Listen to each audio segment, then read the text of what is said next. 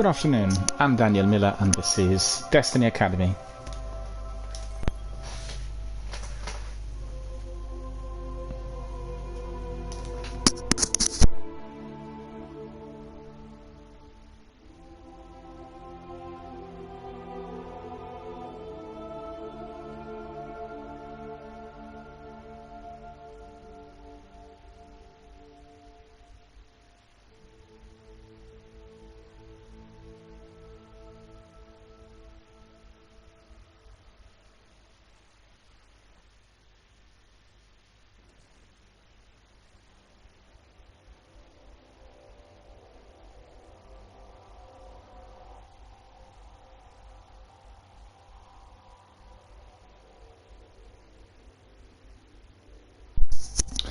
A warm welcome to all of our friends, fans, community members, participants on a variety of different platforms. Thank you for joining us and thank you for being our very valued community members every single day. Thank you for contributing, for donating, for supporting our charitable fundraiser, for supporting charities, for supporting our community. Thank you for being valued community members and gamers. From all around the world, really, from various corners of the planet. I'm always delighted to discover that every day we get some new members popping in. Yesterday I had several coming in through PlayStation, and people are discovering the channel now through various social networking platforms. If you were here with us from earlier on, when I typed a few things on my chat, you would have seen that I did provide you a description yesterday and today on Shorts, and I had decided to create clips. Basically, the clips that represent and immortalize our activity live online. And as we have lots of community members who are doing it together with us live on air on Twitch, I thought 30-second clips might be a good idea, and as they are very popular on Facebook and TikTok in particular. And I've got to tell you, I really was astonished by the number of people who watched some of those clips. One clip within a few hours had received more than 1,200 views. It's the first one I published, so I was really astonished, and I've worked out obviously that clips as being the most popular form of entertainment, audiovisual entertainment in the world at present. It's astonishing. You have like 700 billion views of certain types of clips on particular platforms, and it is a way through which people can actually get to know more about you. And there are certain types of clips that appear to be more popular than others, and I think gaming comes into the category of very popular. The reason for that is many people are wanting to watch streamers and certain kinds of pinnacle activities. In Destiny we have Nightfalls, we have Sievas and Raids, for instance, or in the sequel there'll be dungeons in addition to that as well, and they like to see the high octane action, the excitement, the overall community participation, and sometimes people like hearing what others are saying if you have several people talking live on air. So we'll see what happens, and as you know, I have quite a few social networking platforms linked to the channel, and I've frequently said to everyone my channel on Twitch was just purely an experiment. I was trying to find out how everything in the world of live broadcasting would actually work before launching podcasts and theme-based programs on the internet. Podcasts, basically, that were to be linked to my Film Dialogue. Film Dialogue is the hub that also run dedicated to film industry and film history. And incidentally, the experiment took off in a fairly big fashion, with many people joining us within the first couple of weeks, and we have a community which is fairly sizable attached to this game, Destiny. And also I have people who belong to the communities of Apex, Warzone and some other titles, but nevertheless Destiny has been the first game that I had been streaming, the backbone of the channel, and still Destiny 1 is enjoying huge popularity. It's not that frequently streamed today, but it's played by very many, and if you want to get a flavour of what Destiny community actually like, the best way of doing it is by going to Reddit. And you got Destiny the Game, which is a dedicated thread to this title. It's not owned or run by Bungie, but I think some sort of third party which is affiliated with them, as it is both moderated and monitored. And there are all sorts of comments on that thread, but generally you get a very good flavor of what the community is feeling in general about the title. And I read it every day. I get notifications, and I have to say that the notifications are quite good. They always send me some interesting questions, and it's just that the community is still very much alive and well and thriving, albeit maybe slightly dissatisfied with the recent content, with what's been happening with the last couple of seasons, most importantly with the last expansion, which many people consider to be the worst in the entire Destiny universe. And I was exploring this yesterday, in fact, as live on air. I read this article by Paul Tassi in which he described his dissatisfaction with some of the expectations, the grand expectations that were coming from Reddit and some other communities, and he felt that the expectations were just being literally raised to sky-high levels, where we shouldn't really be setting up that sort of direction for the title, or indeed having the pressure applied onto Bungie in order to deliver the content which is unserviceable, unmanageable, or anything else that is just hardly possible ever to see the light of day. So I think doing the research did present me with quite a huge amount of gamers who are dissatisfied with Lightfall. But I think if I consider what I've seen, Lightfall is taking a bit of a different direction within the game visually. So it's quite a sharp turnaround compared to Beyond Light or Shadowkeep, or indeed The Witch Queen, which many consider to be one of the best expansions ever to be created in the Destiny universe. But its visuals, it is aligned with some of those simulations that we've seen during the pandemic years, and I really, really don't like it. I really think it is a world that doesn't belong to hives and guardians and the battle between the darkness and light. It just seems like another game had been imported. And I played now Lightfall for a while. I told you I purchased it and I wanted to stream it on Xbox Series S, but actually Twitch streams on Xbox Series S and X are presently unplayable, and therefore I can't do anything else. So I was just waiting and waiting, and it's not something that I really usually entertain, but the waiting period just became prolonged, and recently I've gone into Lightfall and gone down a few of the chapters and done halfway, and it was generally enjoyable, but visually it was repelling. It was definitely taking me down the road that I did not particularly enjoy, and I'm quite certain that lots of our friends will be feeling pretty much the same. A lot of people complained about the poor writing and the narrative, which doesn't seem to be gelling with the rest of the story, the legends and the battle the Guardians are indeed pursuing. So many complaints. But for myself, really, if you're asking me, I didn't mind the overall activity. I thought seasonal content for the last 2 seasons for myself was quite good, yet albeit a bit short.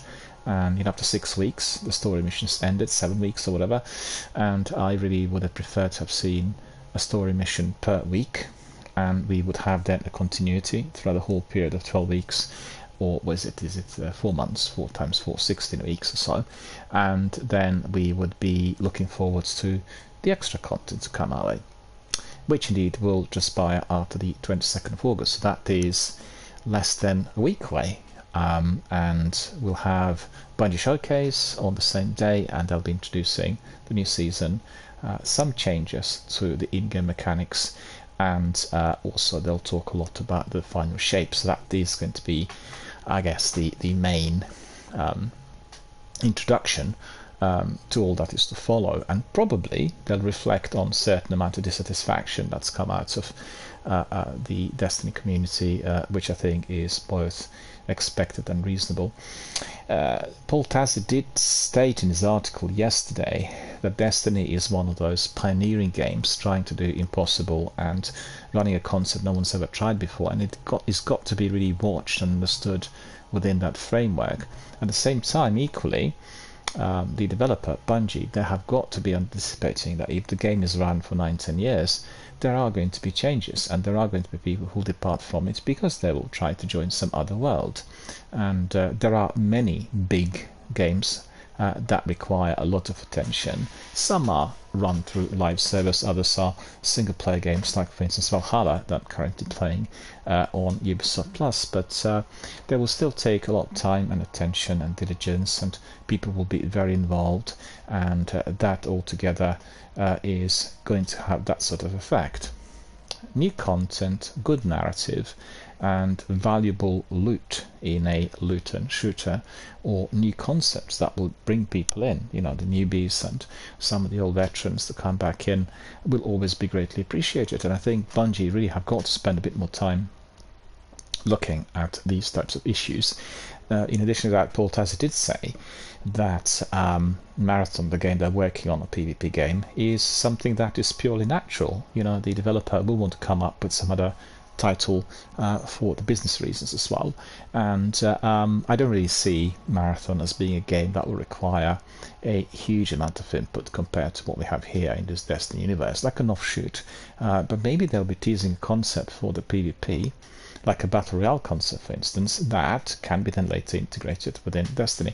I'm surprised, I've got to say, I'm surprised that they've not tried to come up with a Battle Royale system here in Destiny. They just kept PvP to be very basic, very deathmatch-like, and certainly for myself, quite a few other streamers and gamers, that is the weakest part of Destiny, really. It's just totally boring, nonsensical, and bang bang, kill kill, get up, res, just pure adrenaline, like a usual very tight map deathmatch. But at the same time, it's not tactical. The maps are just directly imported from some of the areas of our Destiny universe, and they're not really worked on in order to provide you with tactics. So because they're tight, because they're very, very small, there isn't really the capacity for you to be strategizing. It's all about your internet speed and your ping, which is obviously the most important thing for any PvP activity. The tech that you've got, basically, whether you're on a PC or latest state-of-the-art console, generally the tech side of things is fundamental in terms of how quickly you are going to be able to see your opponents and how quickly your hits will be registering, and vice versa. So these are the factors that need to be taken into consideration if you want to be doing any form of PvP activity. It's very frustrating if you do games like Apex or Warzone and you're constantly being killed, constantly your hits don't register, but that's all based on the server connectivity and your ping and your internet speed and the equipment that you have.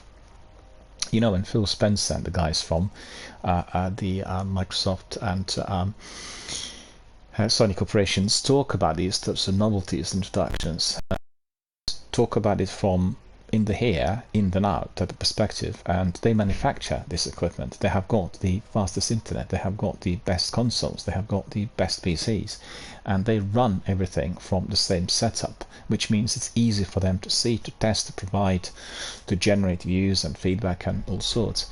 But at the end of the day, that's not the same for people who are playing games worldwide. People have different types of internet speeds to start with, and that's very, very restrictive. The market of mobile games is very, very, very fertile and definitely ascending. And how you play these games on your mobile will be entirely dependent on what type of internet speed you have, whether you're playing on 5G or 4G, for instance, and what type of handset you have in your possession. I remember doing Call of Duty a little while back, which came together with my Sony Xperia XZ2. It was, factory pre-installed, and I walked through it. The latest state-of-the-art phone with unbelievable processing power. Everyone died in there, and I just walked. And I have no skill whatsoever in mobile platform. I have no skills whatsoever in Call of Duty Mobile. I hardly played it, but I went in there, walked through it, massive scores, all loot collected. All the other guys are just dying, and you think, well, that tells you it.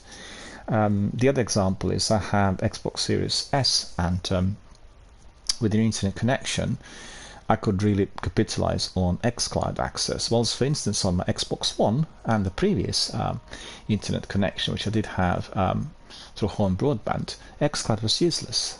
It just kept booting me out and was choppy and constantly rebuffering, refreshing, and all sorts. So obviously it's state-of-the-art type of service which had been created for the next gen, and if you don't have the next gen in your possession and you don't have the the fastest speed, it isn't going to work, and it'll take a long while for everyone to catch up. I think if you have any doubts on this, and if you perhaps want to be arguing the points with me, I would refer you to Digital Foundry. They run a very, very in-the-know, highbrow podcast every single week. They discuss things from the technical point of view. They're like the senior technicians, and I have to say I've been astonished with some of the things that they said, because I thought to myself many of the problems that I've had here were based on my own setup and the inability to get the fastest internet, but actually to realize that some of the top professionals have exactly the same problem in the areas where they live.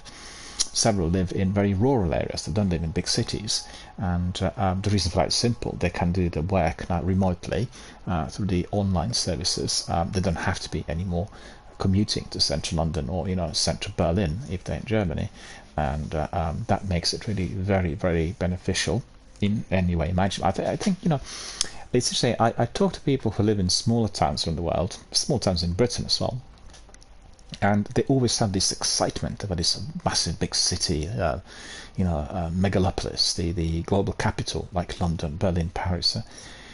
But obviously they've not lived in these cities. They don't know what the trouble really is when it comes to everyday commuting, the expense, the absolutely horrendous costs which you have to cover if you are to be living in these cities, the money that goes on your housing, on your transportation, because everyone has got to be traveling all the time, is phenomenally high, and in the quality of life is extremely poor. Give an example. I, for instance, had a beautiful flat in one of the best areas of London, in Alexandra Palace, and I had it, there was two flats for more than 20 to 25 years, and I never ever had one day in all those years in which I could just sit back and enjoy the flat or my garden. Do you know why? Because there was always something to do. I was always busy. It was always work related. So it's 7 days a week, and it really pains me to see that today, where I live in the suburbs, I live in a very nice area, which is one of the best in England and really beautiful. We have castle, we have nature is there, we have historic town dating back to town centre to the 15th, 14th century, but we have also buildings in the vicinity which are from the early Saxon times, from the 8th and 9th century. And I spent a lot more time enjoying the environment around here where I live compared to all these years in London, and it did really come to my mind. It crossed my mind, and I said, hang on a minute, all these things are happening out there, and then you're busy, and therefore you don't attend to any of it, or you see just very few. I think I didn't have that much of a problem in catching up with various live events. I always I made sure I was up and about, but the difficulties I did have was with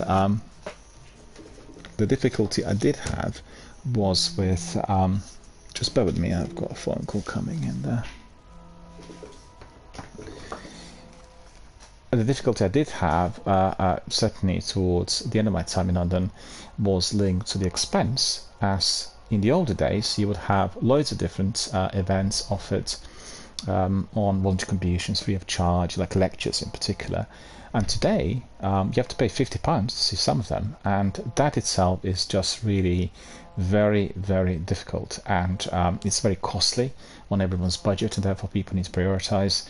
The price is just going up and up and up and up, and that is really causing us a major headache.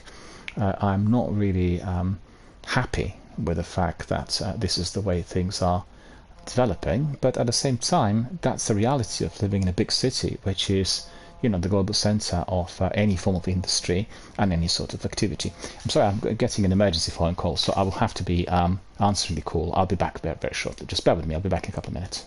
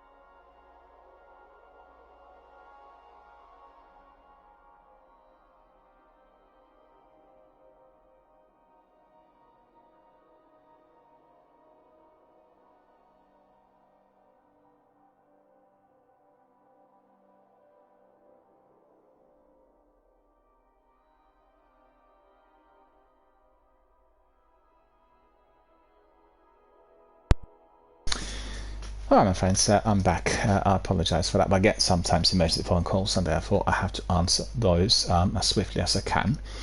Right, so I was telling you about the life in a global capital and how incredibly expensive it had become. And it's just really of concern that due to the expense and sometimes people's commitments, lengthy work, work hours, many of these things which otherwise are present in our community are then missed out on. We don't manage to go there, and I certainly could say that all the way up to maybe 2018, I would go to lots of different live events. Primarily there would be Q&As on stage or lectures. I obviously follow various fields, and I go to lectures at King's College and various other institutions, British Library for instance, and everything's become expensive, from transportation to the actual fee to access some of these events, and that is a serious obstacle. So lots of things are on offer, but actually they're not accessible to everyone. And I think the mindset of the people who are providing these types of events also have been altered quite sizably. And certainly after the Second World War, during the Cold War era, and all the way up to maybe 2007, 8, 9, maybe the beginning of the last decade. Still, there were quite a few forums offered free of charge for people to become knowledgeable, to get educated. But as soon as people realize that there are other ways to which they can monetize, online in particular, and then sometimes through the events which are delivered on site, it's gone down this route exponentially, and the price have just gone up and up.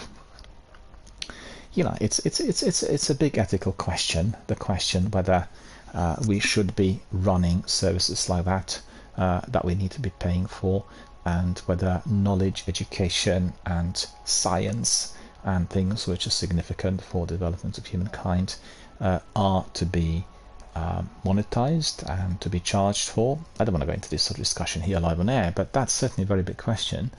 And what I did observe in Britain is that lots of people of a younger generation, people who go to university for instance in the past, automatically, it was just like a normal thing to do.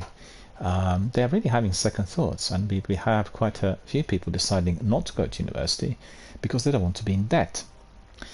That's, I guess, linked to the system that we have at the moment, for which people need to be borrowing the money from government in order to pay for so-called tuition fees, which are extremely expensive.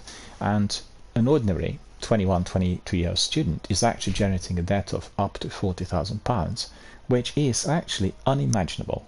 I honestly, as somebody who's gone through private education, somebody who spent 13 years educating and studying on the highest possible level, I find that absolutely despicable, because at the time when I was studying it, obviously I've gone to private institutions, I've paid for what I indeed was acquiring in terms of knowledge, lectures, seminars, papers, books and everything else, tutorials. I had a scholarship at times, which was called funding, but the other part I actually funded myself, which meant I worked and all the money earned went into my education.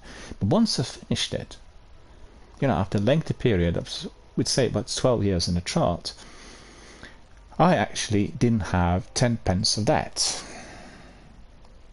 So think about it. All the education finished, done in private institutions, not even 10 pence of debt. Why? Because I worked, I paid for everything, and I also had scholarship which had supported me with the seminars and the academic side of things, and that scholarship was very hard to get, but I worked very hard to get it. So to cut a story short, I was able to go down the route of having the education that would be considered as very much highbrow, and people consider them as being privileged, being able to go to these institutions, and very few people manage to enter, let alone finish, such studies. At the same time, those people going to university today, which is run by, the state, leave a university which is not giving them any qualifications with a debt of £40,000. I mean, I know there are some rules in terms of when and how this is repaid, and it's paid to the government institutions and so on, but I just find that absolutely unbelievable. Anyway, I got into this as we were discussing the way things are evolving and the realistic or unrealistic concerns that certain community members will be having about what can be or cannot be produced within this kind of Destiny universe. And I just basically expanding on the fact that in our big cities, people have got so much to do day to day that actually they don't have much time to spend doing the games. And if they do, they'll actually invest all of their free time into doing certain types of online activities in order to divorce from everyday ills. And therefore, there is certainly a huge benefit for those who are making video games and distributing them on a variety of different devices, because obviously there will be interest, people will be grinding games, and they'll try to find an escape in order to basically get away from everyday pressures. And that's the bottom line. This is what we do here as well with our live streams and Destiny, the game that we have. Consider Gail's there. Hello Gail, how are you doing? Good to see you. Thank you for joining us. Thank you for being here with us today, and thank you for being a very valued community member. Gail is in Ohio in the US, and Gail told us that they were looking for a kitten, and the kitten now has been adopted. They have a kitten from this weekend, which is really truly wonderful, and hope the kitten is going to be very happy. There is some gardening there. I know you have a swimming pool and everything. Because I tell you, kittens and cats do not like wet. They do not want to go anywhere near showers or swimming pools or anything like that, and they can't swim. So they'll come in and they'll maybe drink water, but they will not try anything which will make them, but they absolutely hate it. They even don't like cleaning themselves, they do that all the time because they're like clean animals, but it's the smell that I guess distinguishes then one cat from the other, and it's again the way through which they recognize each other. So it's quite interesting to observe how cats behave really, and I wish you obviously the very best of luck with your kitten and everything else that will come together with a pet in the house. Gail also has a swimming pool in the back garden, which is tremendous, and I wish I could have something similar. It really would benefit me tremendously. I'd just go for a swim all the time, and wouldn't do like swimming for an hour on a stretch, or 50 minutes, which is what I usually do every day. I did like bits and pieces, so 50 minutes here, 50 minutes there throughout the day, like a very, very good form of exercise, and nevertheless quite like my swimming too.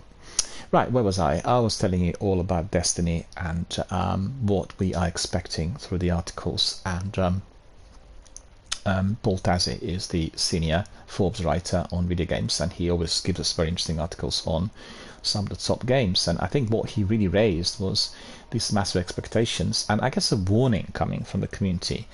Do this, or else if you're not going to be preparing the content that will be amazing, then we'll depart, us the veterans, and the new people will not be coming in. It's drastic, it's unrealistic, and I think the both camps have got to accept that if you have a game that's been out for 10 years, there are going to be certain expectations. In fact, I read an article earlier today which was describing how brilliant Baldur's Gate, number 1 and number 2 were linked to BioWare, and I almost forgot that Baldur's Gate was actually a Neverwinter BioWare's product, and Larian Games worked on the latest one, so BioWare were not fully involved. I need to really look into it and see. I just completely forgot, because I always consider Mass Effect and Jade Empire and Knights of the Old Republic, as the BioWare products and the very best games. Neverwinter as well, I know. But it's just one of those things. He reminded me of the fact that these games still, even today, 20 years later, come under the category of the very best RPGs ever created. And if you're looking at it, the BioWare has got quite a few of these, So Mass Effect Trilogy, obviously, is number 1, the big one. And if you are to play Mass Effect, you've got to go through the Legendary Edition. It's absolutely amazing. It's probably the best pack you would ever get in any game. It's incredible, honestly. And then you would have Baldur's Gate, you would have Neverwinter. So with these three together, oh, I nearly forgot, Dragon Age. Dragon Age Origins is seen as a revolutionary RPG, which actually did enhance the state of the RPG gaming at the time when it came out by 2007-8 or so. And it introduced that versatility, which we did see in Mass Effect, with the characters doing things together, and then very, very good narrative, and the dialogue, which was thoroughly humorous and greatly enjoyable. And they also placed the Inquisition, the third installment in the series, to be the game of the year, to be one of the very best RPGs of all times. Well, I guess that one, together with Mass Effect, together with maybe The Witcher 3, are the games that will be certainly coming to that pedestal. I've not played Baldur's Gate 3, but what I could gather so far, this game also is very, very good. And you know, it's just, I guess it's a question of personal preference as well. Some people resort to Diablo, for instance, or they'll go to some other games, to Wastelanders, or any other game, and that always is something that will draw someone's attention, and it is going to be down to the preference, what type of world you want to engage with, and what you find most interesting in an RPG. As we've seen in recent years, there's been a huge development within the open world series, and open worlds is introduced even to the games like Halo, are really truly amazing and great to watch and fantastic to explore. And the games like Valhalla just brought it to a completely new level. I have to say that I'm enjoying the game so much. When you play it for like 20-30 hours, you will get some minor repetitive elements. I guess it's similar to what you have in Red Dead Redemption 2, when you need to go from one place to another and it's like 3k, and you get on a horse and you go to the wild. I never really use fast travel in RPGs because I think I like exploring the open world. I like getting the extra content. I like watching the nature and discovering items and picking up bits and pieces and talking to NPCs. And in Valhalla, a bit like some other games, you can just simply stroll through the wild and you are going to be getting some very interesting items. And you can discover characters who will provide you with a quest, and which is the greatest benefit. But I've got to say, everything blends in perfectly in Valhalla. The concept has been really masterworked. We have seen some of it in some of the other series and games, but that really is a masterpiece. It's incredible how everything works.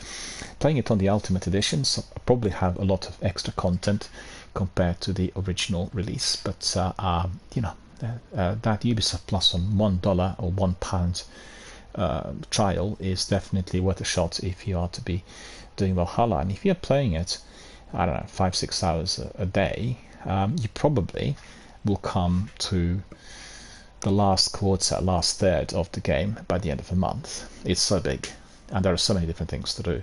And don't really speed run, and don't try to go through the hoops in order to complete quickly. It just ruins the purpose of that wonderful, wonderful creation that the developer's given us. And the most important thing is for us to be able to explore, enjoy, and get into that very, very engaging, very immersive environment that's providing us a lot of kind of personalized experience of everything you come across. And Valhalla is also very educational, and I really like the fact that some of the games at the moment, there's this game coming out in the US. I've listened to Larry Hribb's podcast recently, and he brought in a couple of guys who worked on the game. It's dedicated to the Black American League, which is what they had with baseball, I guess, during the times of segregation. And that's just a really, really incredible game that goes back in history, and every one of those characters, every one of the players is there, and with very large codex and encyclopedic style, and you learn everything about that period of history, which is indeed not very well known to very many. So I think anyone who will play the game worldwide will learn a lot about America, will learn a lot about the politics of the era, about the way people were, the way people lived, about the sports, about all these factors. And I think it is truly admirable. It is really astonishing that such games are produced. I would just hope to see very many of those in the near future. Let me think what else I wanted to tell you. I just wondered whether people had a look at these shorts, and definitely go to YouTube and have a look at these postings. I've got about, what is it now, more than 10-15 or so, and they just literally present you with the activity that we were having during the last couple of live streams. And it's very easy to make clips, so I'll always go for Sivas and Nightfalls to give some entertainment to everyone. And I just hope that the clips on, well, every platform now, I put them on Facebook, on Twitter, on TikTok, on YouTube, on Twitch, so it's quite a variety of platform to access these clips at. And hopefully there are going to be raising the profile of the channel, our community, our charitable fundraising in particular, and we'll probably get some new members. In fact, I did get some new members who were popping into PlayStation and Twitch whilst I was offline, whilst I wasn't broadcasting, and that generally has not been happening in the past. So that is the evidence of how the whole system actually works. And I've seen other people do it, and many people who also attempt to monetize with a varied degrees of success. But I think as a system, when you build it together, when it's all kind of blending in, when you've got a thread that is linked to your own community of gamers and with a specific title, then after a little while it does generate quite a lot of interest. And world's big. We have 9 billion people living worldwide, so we get a few punters who'd come in and talk to us and provide us with additional words of wisdom. Bear with me, I'm just getting some messages still. I want to see what this is, see what anyone's responding to my request. I'm quite curious.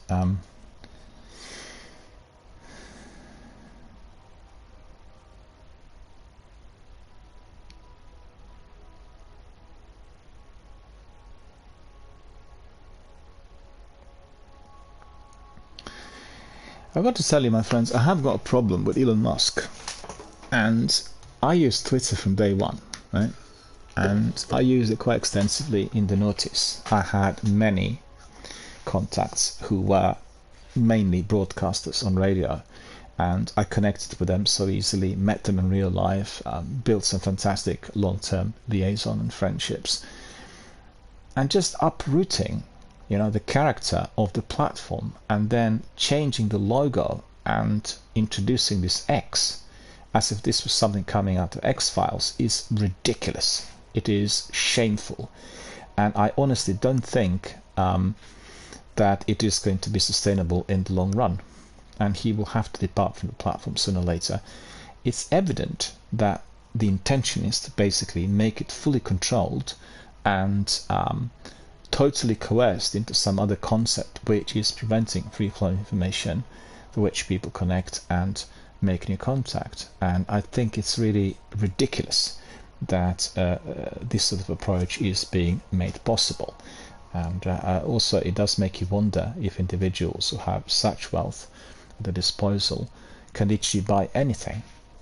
And there have got to be certain entities considered to be of significance, be it national, regional, historic, political, for which they should not be allowed to meddle into the affairs of that particular platform. We know how useful Twitter was in terms of live streams and the news coming out from certain areas where, for instance, we had natural disasters, areas that were war-stricken. Sometimes if there were fires, like what we've seen in Hawaii, unfortunately, and in Greece recently, Twitter was providing us with in the here, in the now information, and I think that is just fizzling away with the approach that this gentleman had been having. And I've got a serious problem with this.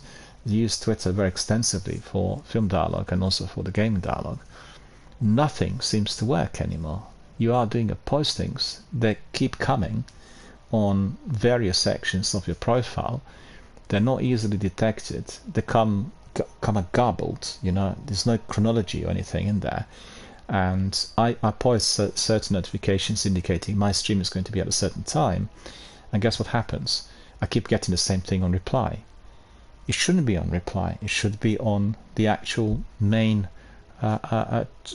section for the tweets. How do I supposed to call these postings? X's.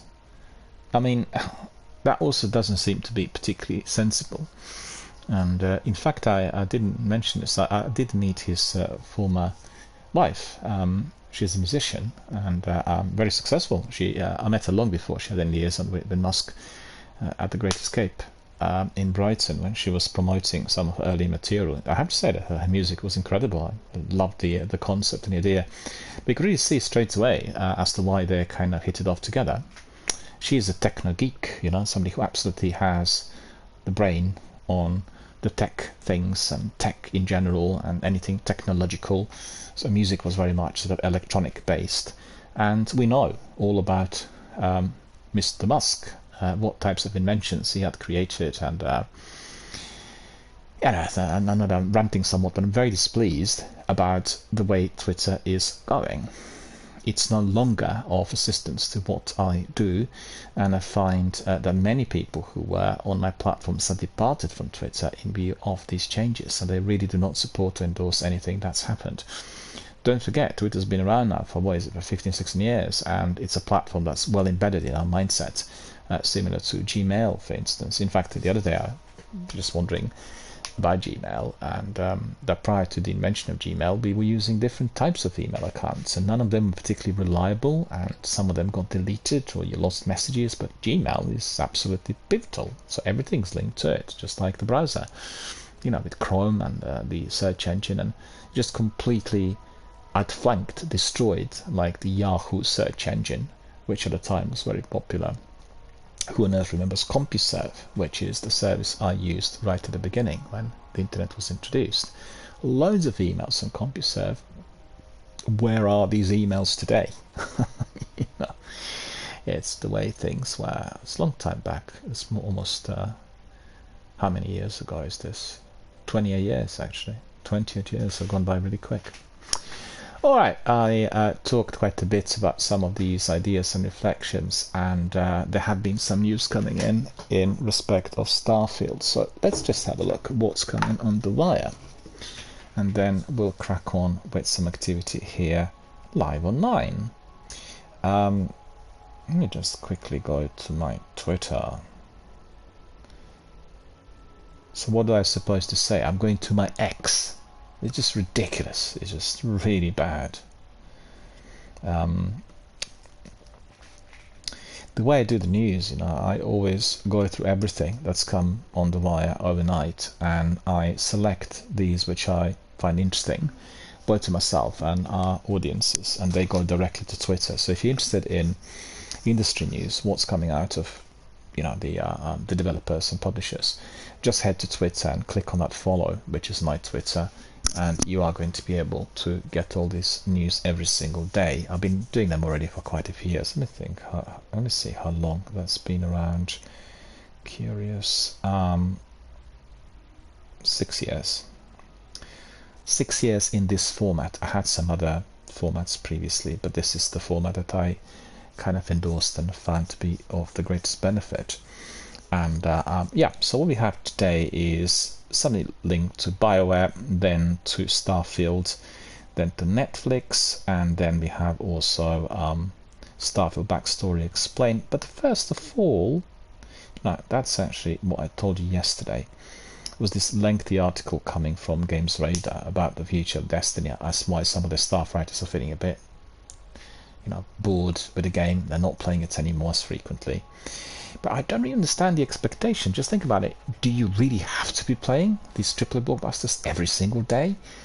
I love Warzone. I love Apex. I love PUBG. I don't play them every day, But the concept of your event or season or other things launched is, I guess, created in order to draw you back in, so you would come all the time to the same world. It's difficult. I mean, these games are massive, and Paul Tazza said the other day, I wish people would he was relieved to hear that the new Assassin's Creed game will be, a tiny little particle compared to the recent chapters, which were incredibly big. And anyone who is a dedicated gamer, who is a completionist, will want to go through these games diligently in order to explore the universe that's been offered by the developer, and see every corner, collect every item. But if you've got to be spending 200-300 hours on a game, then you won't be able to do this with other titles. And that's like I said many times, we're spoiled for choice.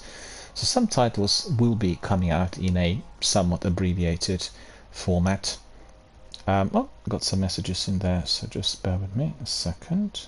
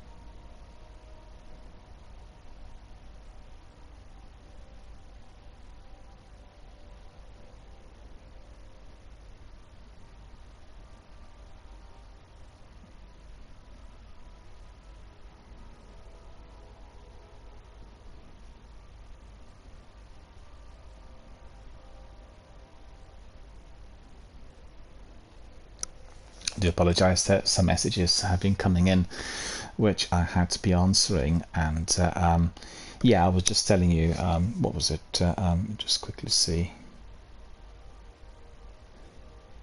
yeah, just telling you about the news that have come in on the wire, and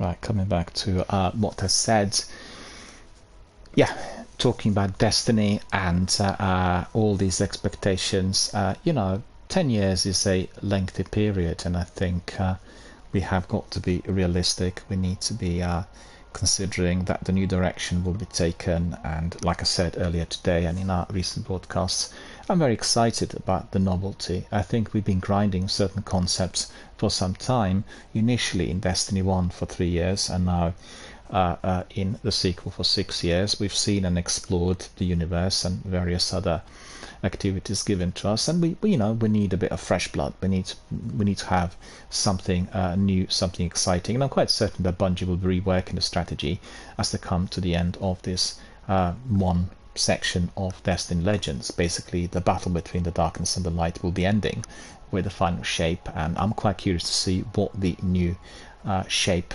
i.e. the new format, is likely to be, and what will follow. So we have to be patient, and it's only about a week away. Anyway, talking of which,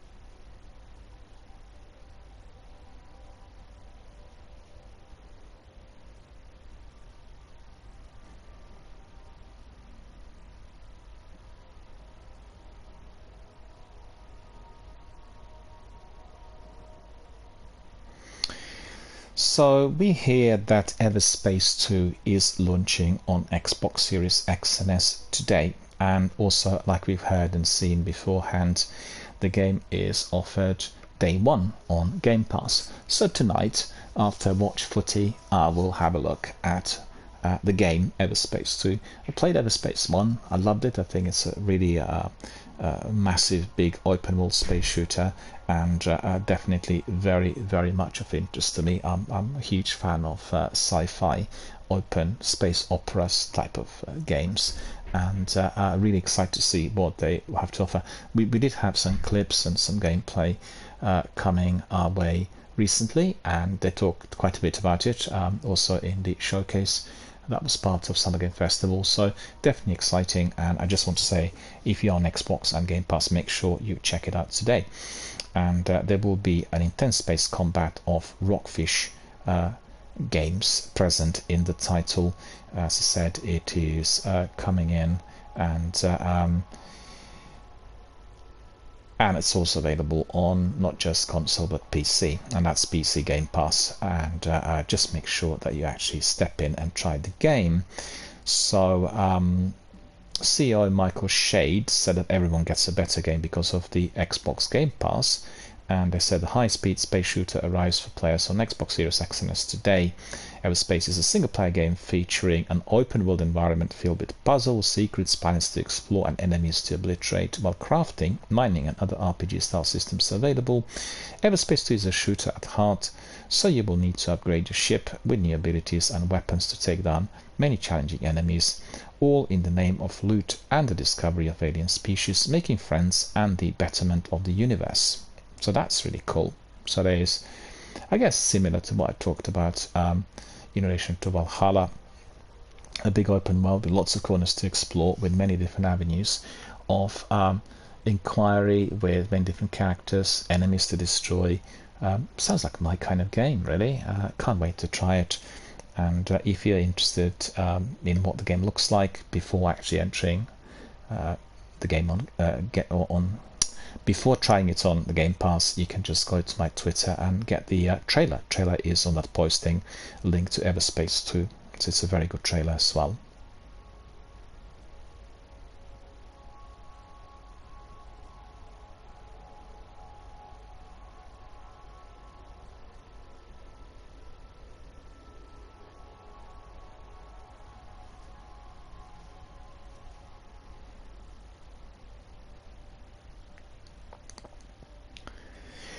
Starfield backstory explained. Humans arrive on Mars in 27 years, then fight several space wars. So that's a leak. That's coming today, I think. And we have some news from Tom Phillips, who is editor-in-chief of Eurogamer. He says, Bethesda has laid down some of Starfield's backstory, detailing the events of which take us from 2023 to 2330, when the game's story is set. Bethesda's timeline begins in 2050. Well, that is 27 years away, when humans first arrive on Mars. Such a date is relatively consistent with NASA's own estimates of when humanity will touch down on the red planet after returning to the moon later this decade. After that, Bethesda jumps forward 56 years to humanity's 2156 arrival in Alpha Centauri, the nearest star system to the Sun, and it's here we really start to enter proper science fiction. Back in real life, NASA has said it aims to send an unmanned spacecraft to Alpha Centauri in 2069, though predicts it will take 44 years even with as yet to be tested solar cell technology, traveling at 10% the speed of light. That puts humanity's first robot probe in Alpha Centauri in 2113, with a signal back home taking another 4 years. 2113. That's almost 100 years away, 90 years away from us. My goodness, who's going to be alive then? Well, I'm unlikely to be there. In Starfield, humanity itself reaches Alpha Centauri just 39 years later. Apparently to stay in 2159, the United Colonies are established. A year later, the city of New Atlantis is founded and becomes the United Colonies capital. Of course, things do not stay peaceful. A separate alliance, the Freestar Collective, is quickly founded, and within about 40 years there is a war between it and the United Colonies of the territory. The first interstellar war, named the Narian War, after the local star system it involves, drags on for 2 decades before a peace treaty is signed. After 50 years of relative peace, the heroic Constellation organization is formed in 2275 to answer the mysteries of the universe. The group eventually discovers that the first artifact of seemingly non-human origin in 2310. Meanwhile, humans are getting busy fighting again. A shorter conflict, dubbed the Colony War, kicks off in 2307 and lasts for 4 years, and this time leaves the United Colonies on the back foot. The result is the founding of the UC Vanguard, a civilian force used to protect the organization's interest. Bethesda's timeline wraps up with various characters you'll meet joining the UC Vanguard and Constellation as the time period covered by Starfield in-game begins. In the last point in 2328 is the purchase of a space station to be used by Constellation for scanning deep space, dubbed the Eye. And that's where Starfield itself will begin. 2 space wars later, with various factions and at least one alien artifact lying around. Well, that's really very interesting, isn't it? We are getting a good description on what to expect. And apparently Bethesda revealed this. So that's really, what is it? Well, we have about 3 weeks away before the game is released. I'm very excited, and that's the game I'm going to be obviously playing from day one on the 6th of September. I will be away, in fact, when this happens, but I'll take my Xbox with me. So it doesn't matter where I am, be able to plug it in and explore the universe straight away. And at the place where I will be, there is going to be a stunning new television set, which is 65 inches big and with very good sound system. I really can't wait to try my Xbox Series S on that TV. Mine that I've got is 60-inch, but it's not really the latest state-of-the-art model. Still, the picture is absolutely mouth-watering. But having something which is 8K and state-of-the-art, recently produced, will make a difference. And playing Starfield on Xbox Series S will be a absolutely memorable, everlasting experience for me to have. Right, so let's see what else we've got. Netflix is testing Game streaming via limited beta. Well, they talked about this already several times, and there have been some games offered which were primarily mobile games. And they say that at the moment users can play Oxenfree and Molehew's Mining Adventure. Oxenfree is actually a very good game. I played it on Xbox Game Pass a couple of years ago, and definitely very good. And we have Liv Engan. She is also a contributor at Eurogamer. So she says, following the release of iOS controller app, Netflix has started to roll out a limited beta test to stream its games via your TV. Netflix announced the beta in a blog post which detailed plans to stream to TV screens as well as PC and Mac. At present, only 2 games are part of the beta. Oxenfree, which was developed by Night School Studios, and that was bought by Netflix in 2021, and a brand new title called Molehew Mining Adventure, describing as a gem mining arcade game. Just to expand on this, you could see there's been a discussion amongst the big developers whether Game Pass systems are beneficial. But you could see, for instance, for the developer Night School Studio that worked on Oxenfree, they absolutely received huge amount of interest after the title was on Game Pass. And I'm quite certain that the result of that is the inclusion or the acquisition by Netflix. And I talked about it quite a bit here live on air. I think for the small indie developers, being included in the Game Pass is phenomenally important. Even if they make no money at all, if they make like a dime, they will get that exposure. And if the game is good, the exposure will bring them further interest and further investments. It reminds me of people working as interns. If you work as an intern in a top-notch facility, be it a scientist or researcher, you will be noticed. Your skills will be recognized and you will be advancing. You may be offered some very lucrative contract or very, very good work as a result of your internship, but you've got to very carefully consider where you do it and how you do it. But it's very similar, the whole idea of monetization in the present day and age is no longer the same compared to the past, and we've got different means to which we can advance our knowledge, experience and careers, which were previously not accessible. They were not possible, so it's important to keep in mind. I think I just wanted to really highlight this. I think Night School Studio and the inclusion on the Xbox Game Pass is certainly very much of a very good example. The beta is currently available for a small number of Netflix subscribers living in the UK and Canada on select TVs, with support for more devices to be added on an ongoing basis. Support for streaming via Netflix's website on PCs and Macs will be added in the next few weeks. When streaming to a TV, phones will be used as a controller. For PCs and Macs, you'll be able to use keyboard and mouse as usual. The aim of the beta is to test our game streaming technology and controller and to improve the member experience over time. This is what Netflix told us. Well, certainly, as we've seen with Samsung TVs, which have Game Pass fully integrated, there is no need for people who are subscribed to Game Pass on Samsung to be in possession of a PC or indeed a console. Whether it still works, whether it is as good as it should be, is a question mark. This is obviously brand new technologies, but that is the direction that the industry is taking. And it's a bit like when they invented cinemas, where you would be then having a properly built facility where people could watch films, because initially films were screened in all sorts of places, music halls, pubs, exhibition centers, town halls, you name it. But cinema was purpose-built to deliver that sort of cinematic film-based experience. And what we are seeing today with the world of gaming is that it's progressing down the streaming route.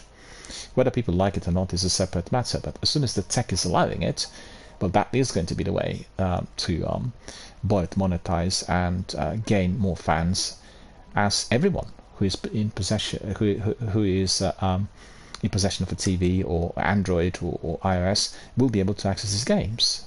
And sometimes you can connect your phone to your TV if you don't have the software on your television set, and you can just watch and play. And so it's just really I see it really as an extension of the personal experience which I did have as a kind of media photographer, a person who's been involved with that line of work for a little while back.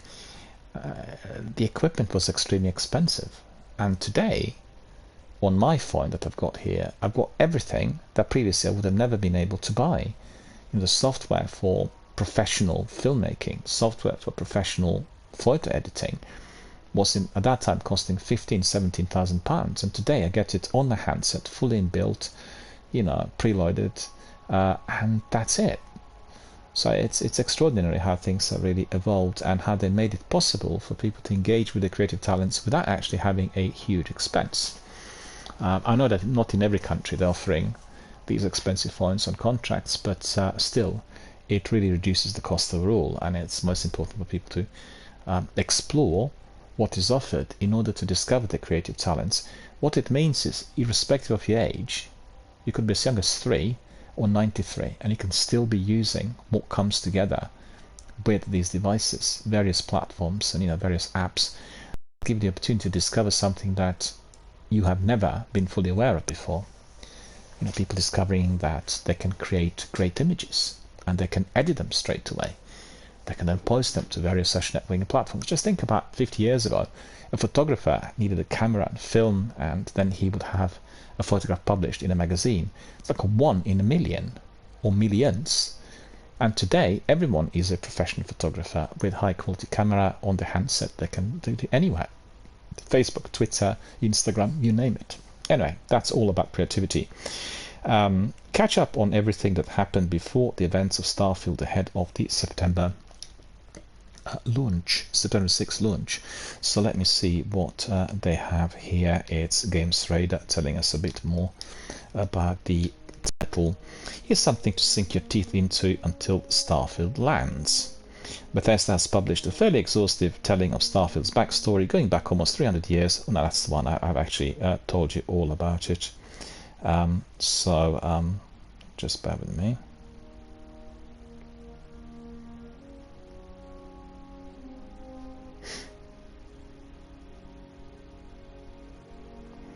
Just bear with me a second. I'll be back straight away.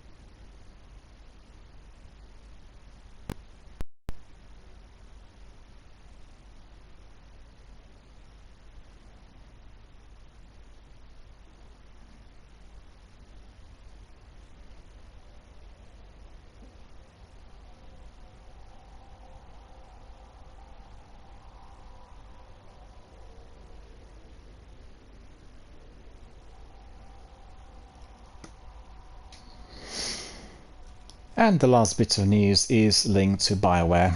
It's linked to the best titles, and I mentioned actually already that in the article they talked about several that I played over the years, and I think generally if you're considering the developer that's been producing the very best titles in the RPG interactive format, BioWare certainly stands out as one of the very best, if not the best. And the titles like Dragon Age and Mass Effect and Baldur's Gate and Neverwinter will always withstand the pressure of time. They'll always be there, and the developer will be always recognized for their high quality.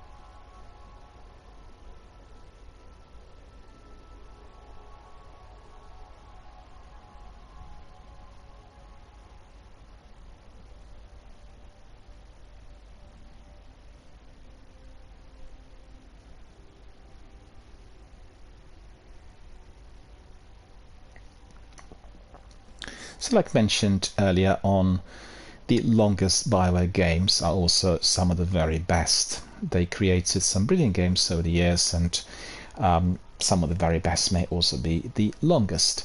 So we have an article from Game Rant telling us a bit about these titles. BioWare is one of the most popular video game studios around, forming a stellar reputation for creating deep and engaging RPGs with branching paths, unique skills, and amazing storylines that are a blast to uncover. Initially, BioWare was limited and released several amazing games in the genre that are truly incredible in their own way. So over time, the studio evolved and made more high-budget titles to appeal to a bigger audience. The initial attempts like Star Wars Knights of the Old Republic ended up being huge successes. Oh, I'm losing my screen for some reason. That compelled BioWare to make this shift, even if their later games have attained more of a mixed reception. Regardless, there is denying that any BioWare game will take players on wild and exciting adventure that will last for many, many hours. So the first game, number 7, actually, that's at the bottom of it, is Baldur's Gate, 59.5 hours. And obviously, if you want to find out the origins of the latest one, which was produced by Larian Entertainment, there will need to be reminded of the previous title, which is Divinity Original Sin, and the article tells us that it's only fair that the responsibility of creating worthy follow-up to one of the most legendary old-school RPGs of all time should fall on their shoulders. Well, yeah, because they are phenomenal also in terms of how they produce the content, where they write the games more than anything else. So it's the extension of Divinity, without a doubt. Players who want to catch up on the story before getting to Baldur's Gate 3 should go to work as soon as possible. These games are pretty long and jam-packed with content, and players will find themselves lost in these massive worlds for weeks, if not months. So that is the 59.5 hours. Then we have Mass Effect Andromeda, that is 65 hours. That is actually incorrect. I do not accept 65 hours of Andromeda as even close to the actual volume. The volume of Andromeda is somewhere in the range between 150 and 250 hours if you are playing the full content. So 65 hours just scratching the surface, and that really would be just probably the main campaign. Baldur's Gate, I think, is a similar sort of thing. And then labeled other games like Dragon Age Origins Ultimate Edition, 76 hours. It's much longer than that. Ultimate is much longer. I've got the game which came in 2 separate boxes, released within the era of Xbox 360, and the expansions are massive, and you've got the Origins and Awakenings. These are 2 different things together which you play, and it's a fantastic game. So, you know, talking about it as being a game of 76 hours is just, again, scratching the surface. These guys have not played the game properly, and generally they would dig up the actual duration of the main campaign. So that's the reference point. And I guess there's some logic behind it, as many people will or will not do side quests, and, you know, depending on how many you engage with, you'll get a certain type of length. But I think it's easy to find out today through Reddit and other forums on the actual full length, as there are many completionists around the world who will engage with the full content. Neverwinter Nights, it's a very good game, not being played that frequently in recent times. It's a PC game, and you definitely want to be playing it. It's a fantastic RPG. It blends in perfectly with, you know, Baldur's Gate and Eternity and the Dragon Age Origins. It's just really perfect type of title. I guess for me, when I saw The Witcher first, I thought The Witcher was like an extension of Neverwinter Nights. That was just my experience, and I think that anyone who's interested in it should really try it. You can get it for 50 pence in CX if you're in Britain. You can get it through Golden Old Games, also, you know, very, very low price, and definitely worth a shot. A big game. They said 76.5 hours, but I think I played more than that.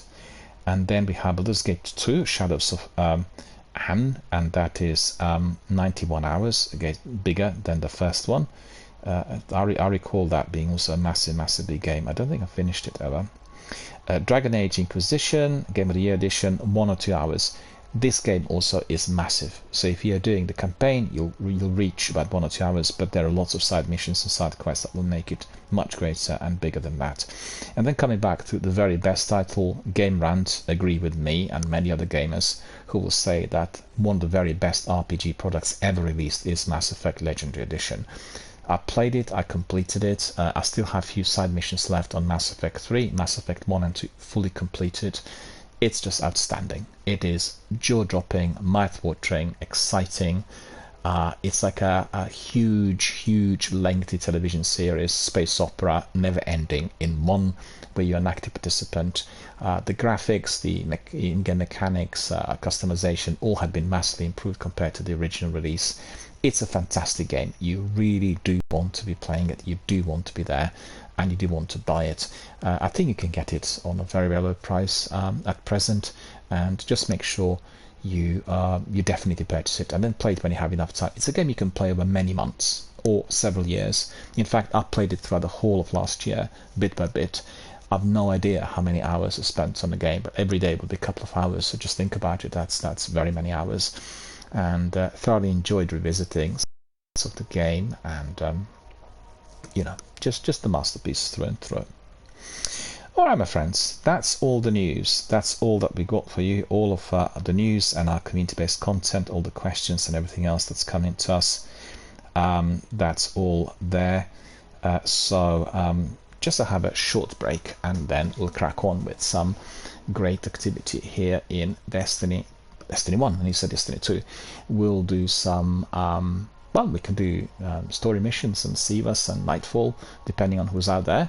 Today has been our usual reset, and we've gone down the route of accessing the new modifiers. And yesterday I was grinding one story mission, which turned out to be almost too difficult for me, surprisingly so, to finish it by myself.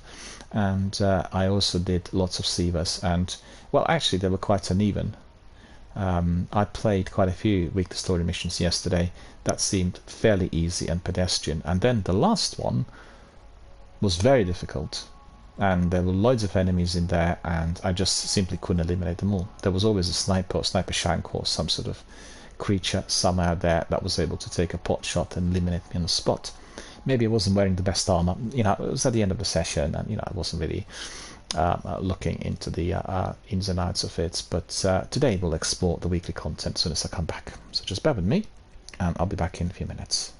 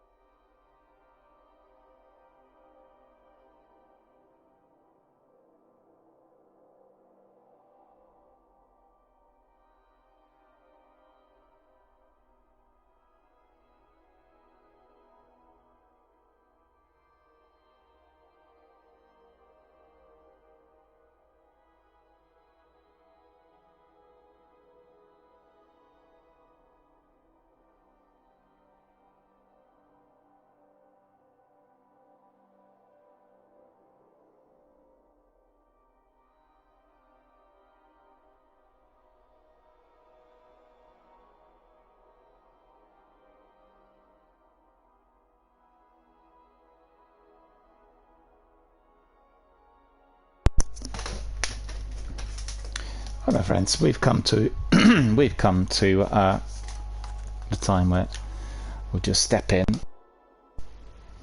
We'll do some activities in Destiny 1, such as Barbados. I'll crack on with my hunter.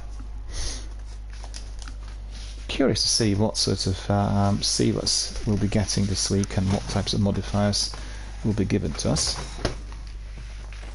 Certainly very much of interest to me.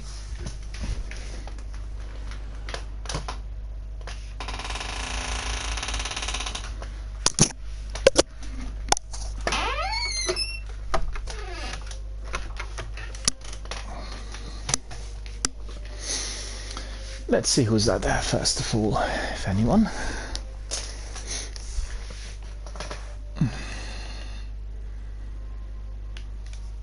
Ali God's there, Nocturia Pikachu, and Babadama. Okay.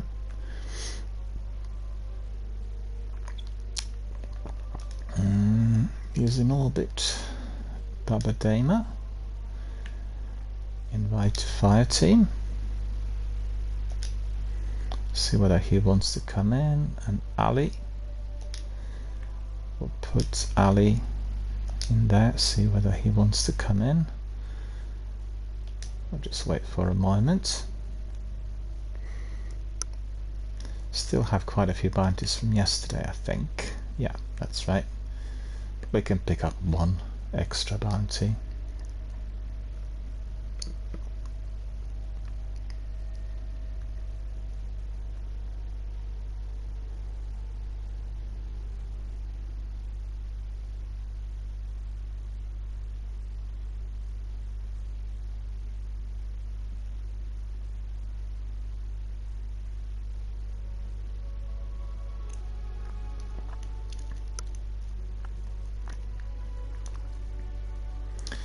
They're probably busy, not able to come in, and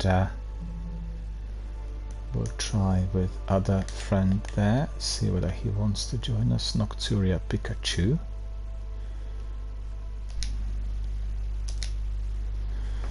I like playing Destiny with our community members, rather than just doing it by myself.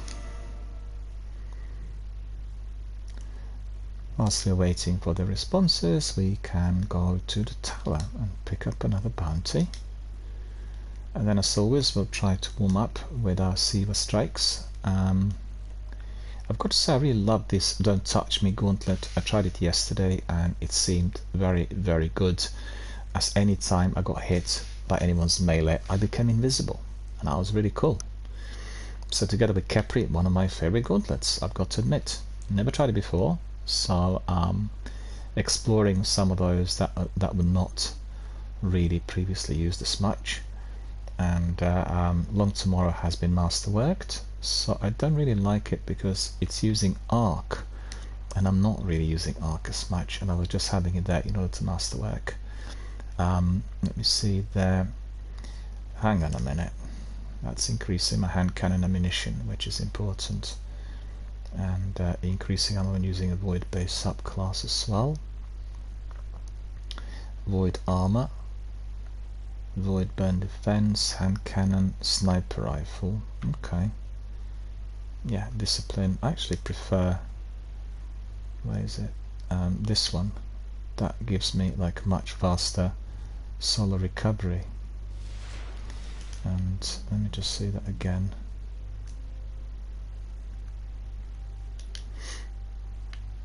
Solar recovery, increased armor, increased recovery, and then solar scout rifle. Yeah, I mean, you know, it's just a question of finding out what works the best. We'll take the other one. We'll take Spectre Aspirate, I think, as it gives us extra hand cannon ammunition. And there's another one that's got hand cannon and pulse fusion. No, that's not it. Arc recovery.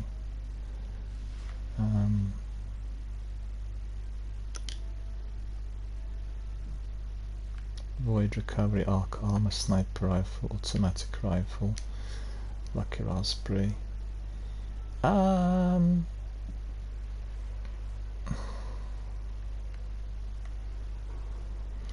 Well, I'll try Spectre, and then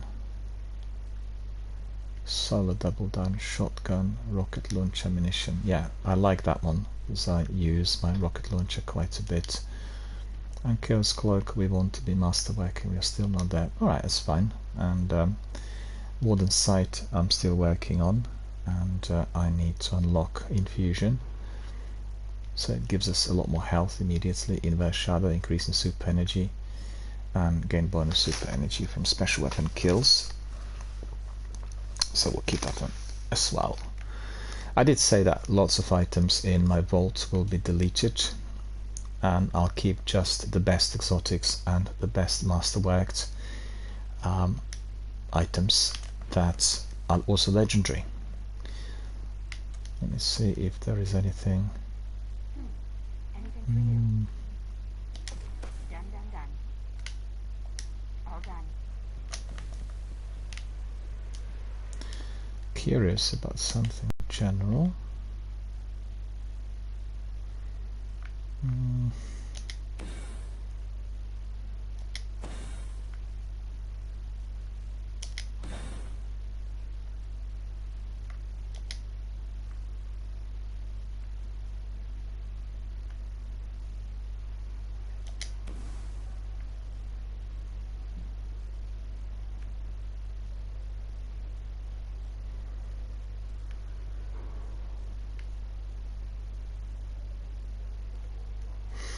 Looks like I just completely filled everything up, but I'll delete all these items, so I do not need any.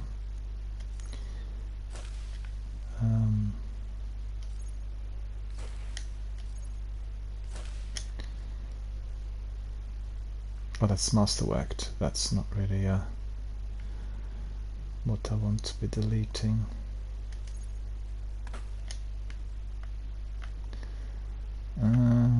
What else did we pick up, if anything? Okay, so all it is, we'll just put a couple of emblems in there. Let me see, future walkout, telltale, this one we'll put in, and this one we'll put in. Okay. Like the emblems, and the one that's at the Postmaster I'll pick up. Legendary, so I can put this one on. No, I actually keep that future walkout for Sigil of Deviance. And just a second. Ah, this may be exotic. So that's cool. Sublime Engram picked up. I wonder where.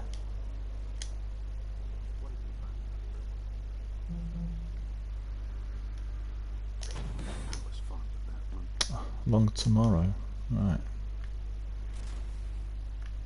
Long Tomorrow. Crucible. Automatic rifle, sniper rifle. Yeah, that's a very good cloak. Long Tomorrow. Let me just have a look at it again. Okay, so go back to the vault. And then we'll just double check this.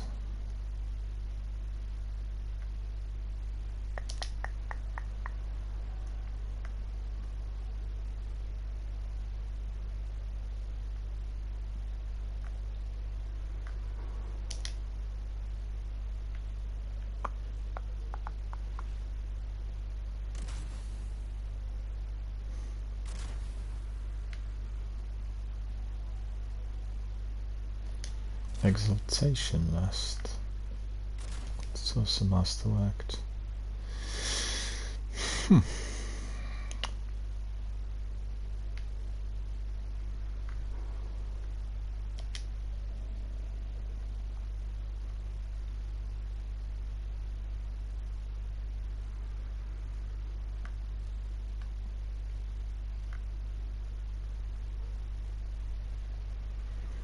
I don't see it anywhere.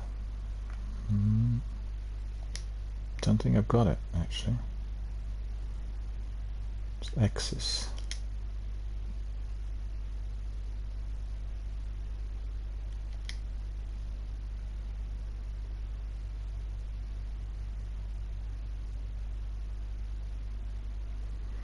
Nothing. Well, I'll keep that one because I think it's a very good one for the Crucible. We'll masterwork it as well. Gives us some extra strength. So let me see yet again. Quite liked, I think it's the perk for automatic rifle, isn't it? And then sniper rifle. Sniper rifle's not too good. I mean, Destiny 1 sniper rifle, Crucible, it doesn't really work for me. It's got to be a hand cannon, automatic rifle, can't be anything else. Pick up one of these, it's good enough, and alright.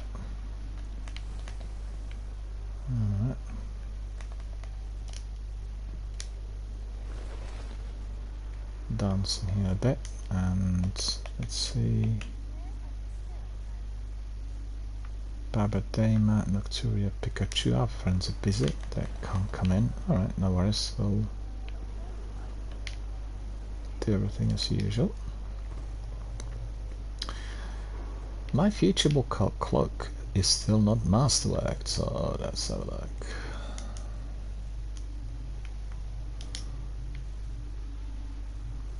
Vanguard reputation increase, pulse rifle and shotgun focus as well. You know, it's the vanity more than anything else. I don't use shotguns much, or pulse rifles. Intellect. Okay, so that's it. We'll go to orbit and we'll crack on with some sealers.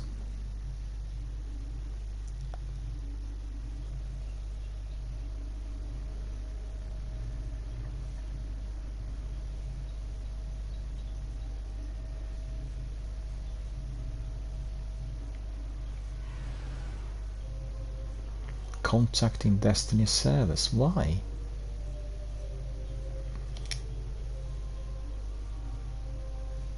Didn't get any bugs yesterday, I don't think. It's just fairly straightforward, it's plain sailing, but yeah, it's been reset already. Can see that. Siva Crisis Heroic. Let's see what the modifiers are. Guardian shields are increased but do not replenish, so they're shielded. Specialist weapon, damage is favored. Solar burn is preferable, and then enemies appearing greater numbers are more aggressive. Well, that tells us we need to apply a few changes. Solar will put on. We have solar weapon in here. We'll take sword, which is a solar sword, razor lighter.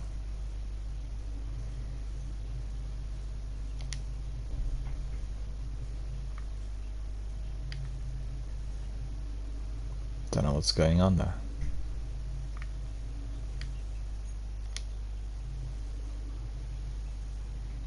No connection to the server by the looks of it. And look at him. He's really formidable, isn't he? Very colourful as well. Quite like the outfit. So let's see. Futurable Cult. We'll take a screenshot. I should have not said it twice.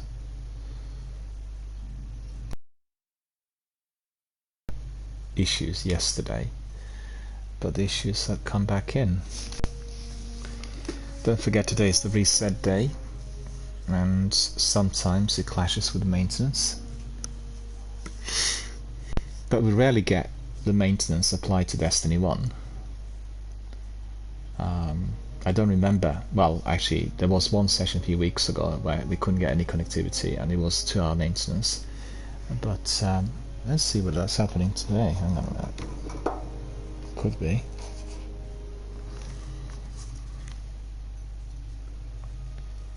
Quickly see on Twitter. Let's say Bungie help.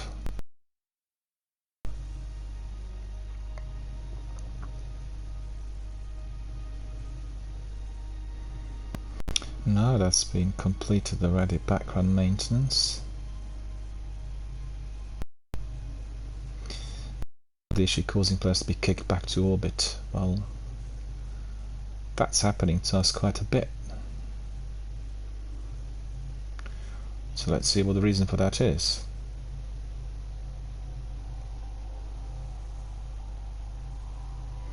Cabbage error. Not adding any cabbage. Okay. Didn't manage to get in eventually.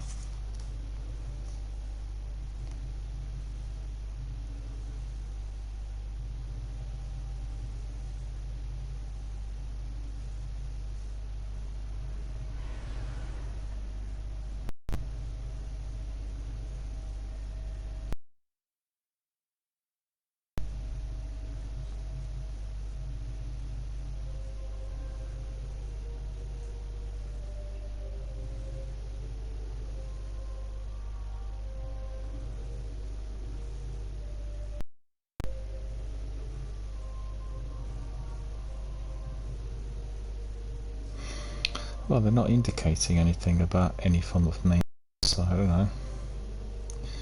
Couldn't see anything on Bungie Help. Cabbage, they said. Well, we'll see. We'll see if we are being plagued by this again. Hard to tell, really.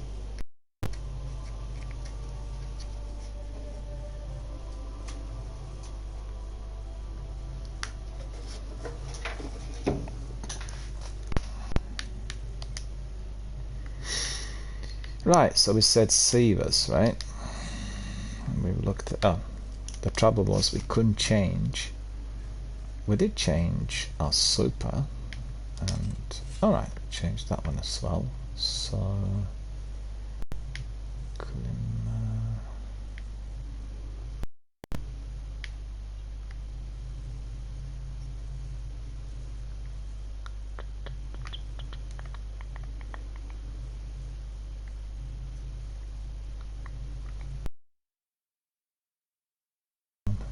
This one as well.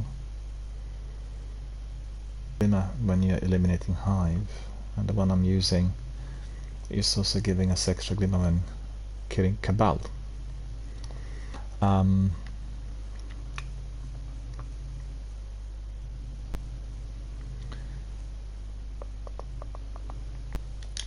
Solar, void, sniper rifle, hand cannon ammunition.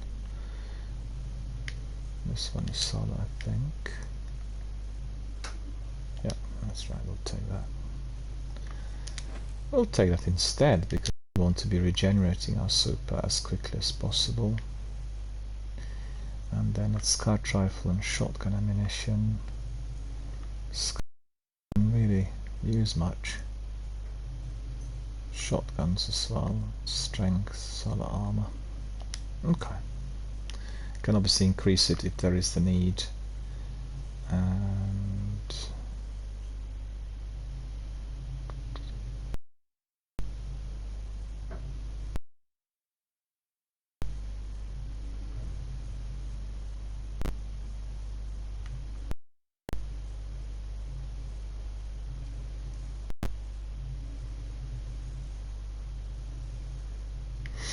no, it's quite good, I think. We are alright, and we have this new emblem in here, which is Sigil of Deviance.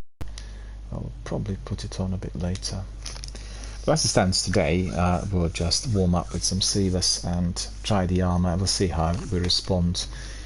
I think we probably may need to change some other bits, but as you could see, I'm trying to level up and masterwork some of the other armor that I have in my inventory. So that's the idea. Oh, we need to use some of those consumables, and that will be this one: polyphage, ether seeds, black wax idol, and then there is, where's the third one, fourth one?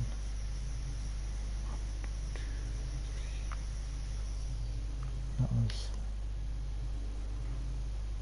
Tarakan. This one we need to delete. Discarding that one. Resupply codes.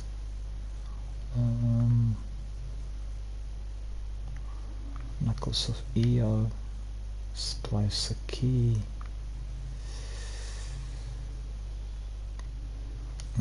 Take that one. Right, so that's probably what we want to use. Some of them are giving us extra glimmer, the other ones are giving us some reputation boost so make sure you always use your consumables. And if you are into pinnacle activity, you can use your 3 of coins. And I keep forgetting with my 3 of coins. I keep forgetting, but you know.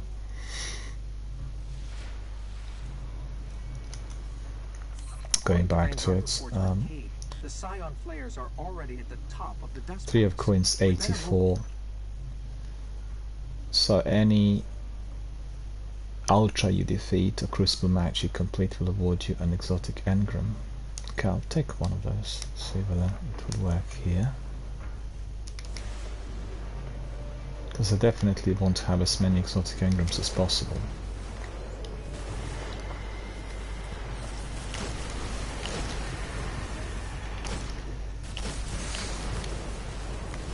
I'm being hit really badly. And I need some ammunition. Come on.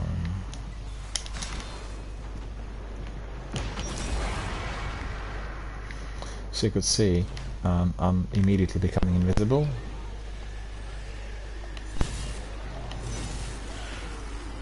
So anytime I'm being hit, I gain invisibility, so that's really very useful. Oh, we have some friends in here. Hello. They're not really part of the strike, they're just doing some patrolling, or they're strolling in here. Okay.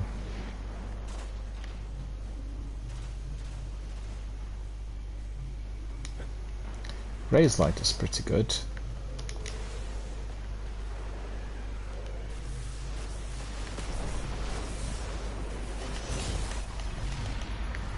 Ah. Why is it here? Hang on.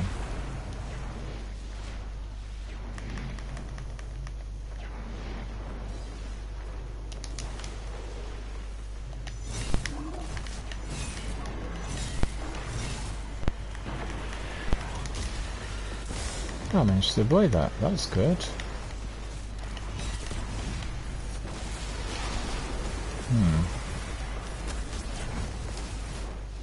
Because I'm getting killed pretty easy.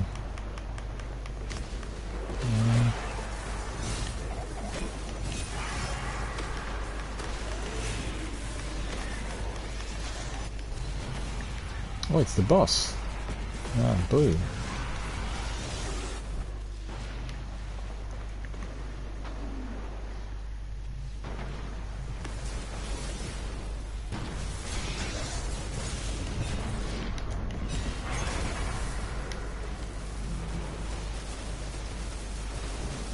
That's odd.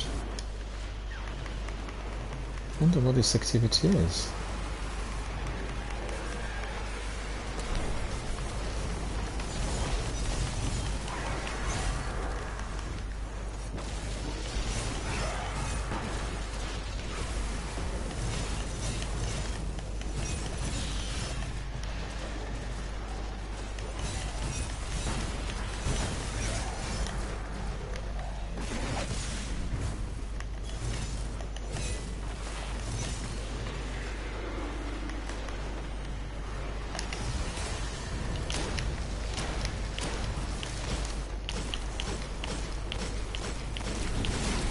Finally he's gone.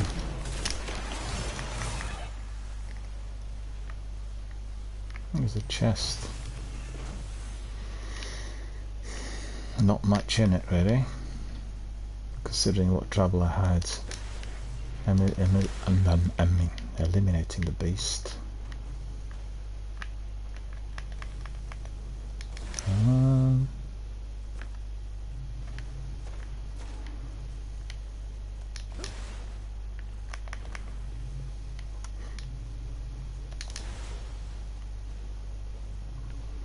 Oh, our friends joined us. Okay, that's good. So I'm not alone. Much prefer doing it in a 3-piece. I don't, enjoy playing Destiny by myself. Oh, he's got his good mask. I like the mask as well.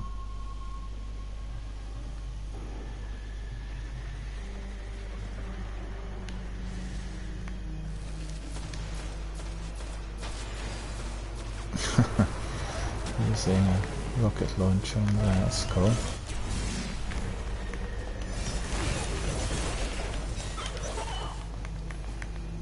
Well, solar is obviously the main thing here, and the golden gun managed to eliminate the beast.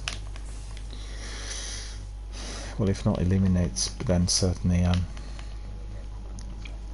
contributed towards the demise of that big Minotaur.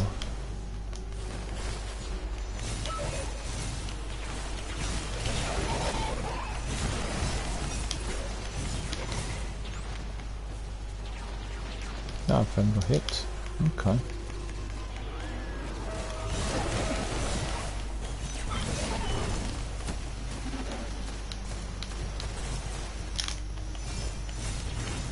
Yeah, where is he?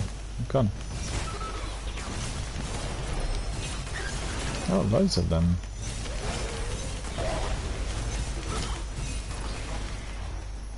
Heavy spray. Look at that, I'm collecting all sorts of bounties. Yeah, we should be through.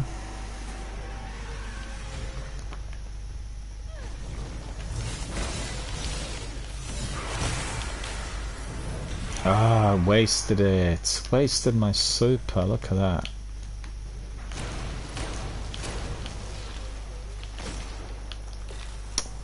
That's because my friend really eliminated that lobby.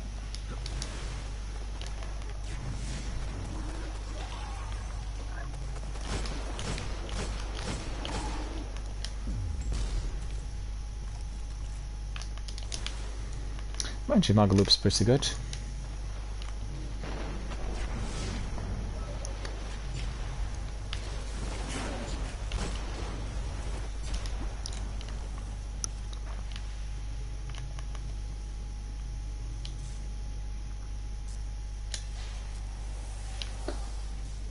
Deploying Ghost.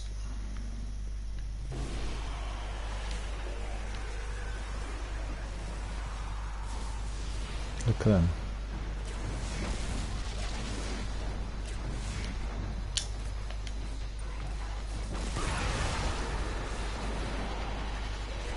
Phalanx.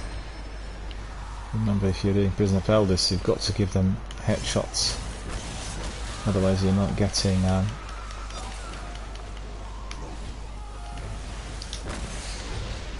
ah, come off it.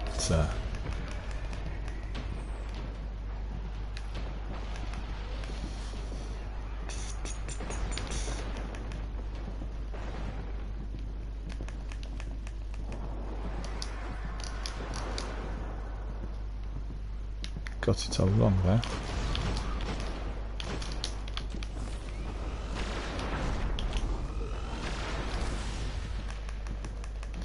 This is all solar. Yeah, he's got raised lights now too. He's seen me.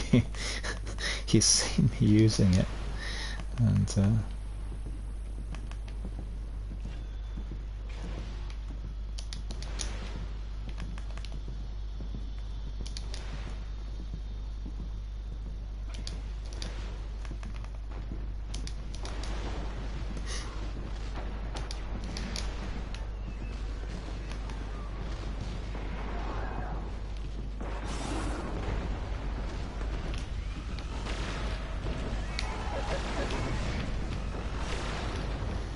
well, my Darkblade Spy is very powerful due to the mods. Kind of combination that really works, you know, with Raised Light Turtle, Dark Drinker, sometimes Galahorn, Imago Loop as my primary at most times, and then Darkblade Spy as my secondary. It really does work wonders. It's a really powerful fusion rifle. It's not as good as Sleep Stimulant, but you know, nevertheless, it does have similar sort of powers. What's happening here? Oh, I see. I see. It was that the gas flames. Thank you for reviving us. I didn't really realize that. You got Ghost, have you? Okay.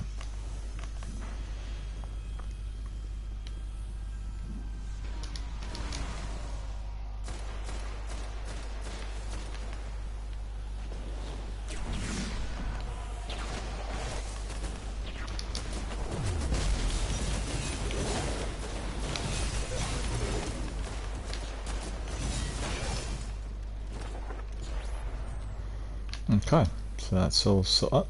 Some other ones will come here.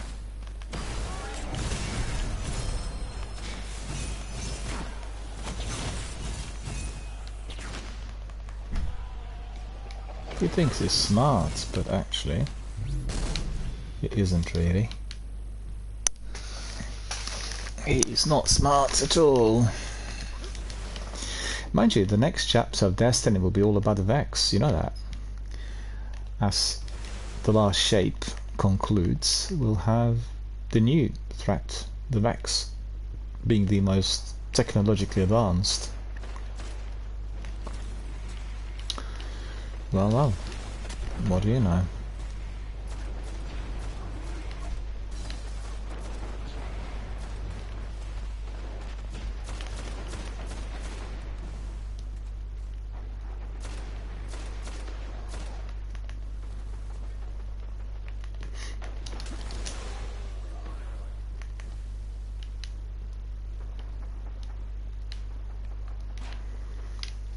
Let's wait for these signs to pop up. I hate those signs. I need to go and put Ghost in there. Forgot about it.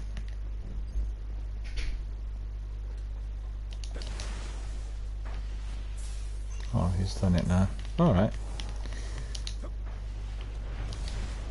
Guess you remember it.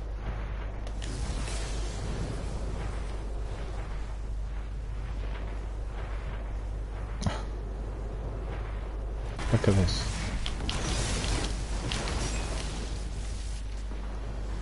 Taking too long.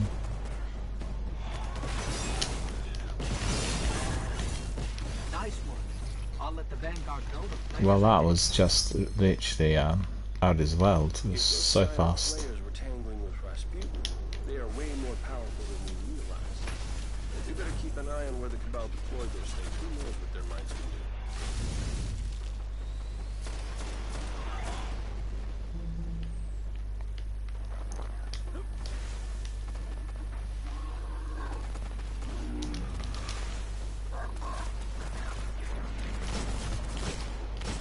Well, that's odd. It shouldn't be there. The mission already had been completed.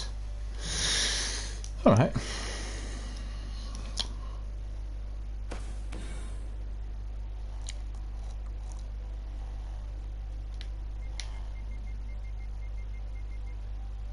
That's ridiculous to say that. The firefight's still ongoing and we already have gone. Crazy. Well, some maintenance is definitely needed, I can tell you that.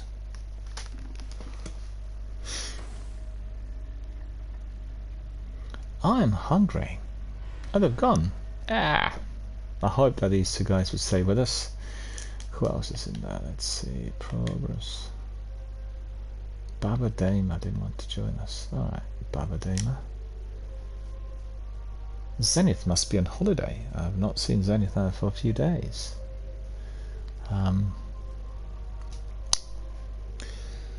Is Gale there? Gale, are you there? How's the kitten doing? I'm curious. I think you were gone. I was asking some questions early on about the kitten, but you probably were busy with other things and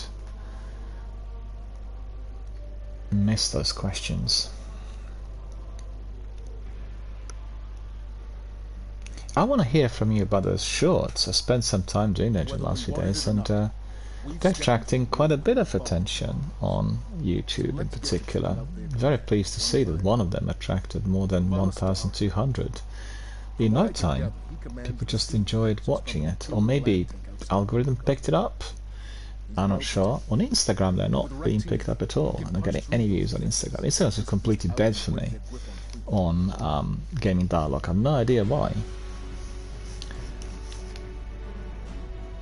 because I get regular postings, but I guess it may be about the volume. People post 20 per day, then it's a different story. Find Ballast Torque. Alright. Ah, bang. That's not very good, is it?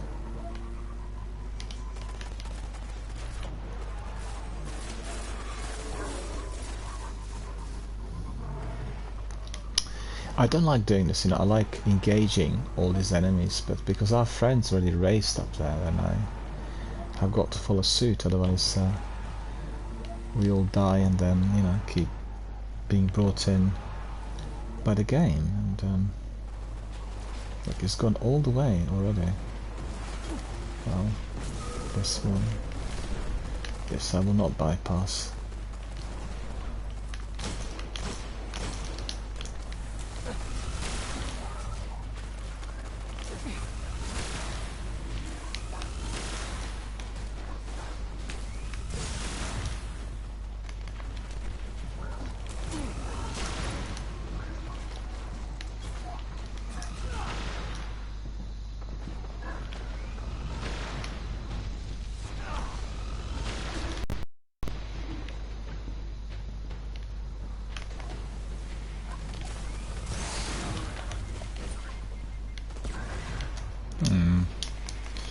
Not happy with these guys there. See, it is so useful when you go invisible. And that's the gauntlet. It's amazing really that I'm getting... Oh no, I got killed. The one I'm talking about is called... Don't Touch Me. That's the one. I picked up recently. I think I got it through a Nightfall Strike, and it's really doing the business for me.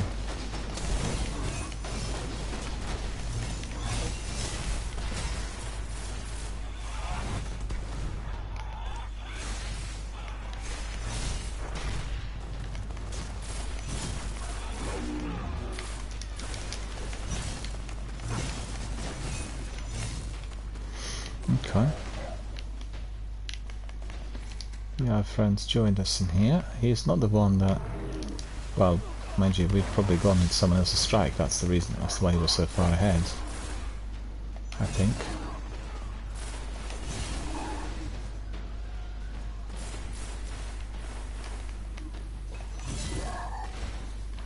Yeah, that was pretty good. He was not expecting me.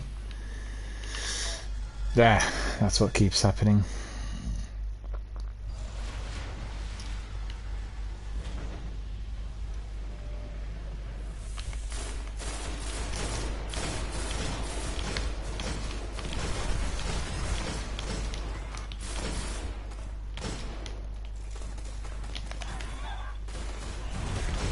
Okay.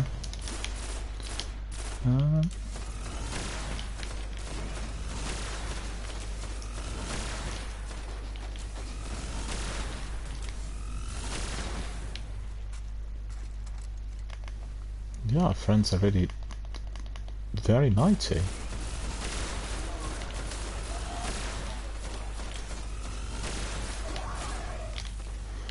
Yes, you could see the mods making it so powerful.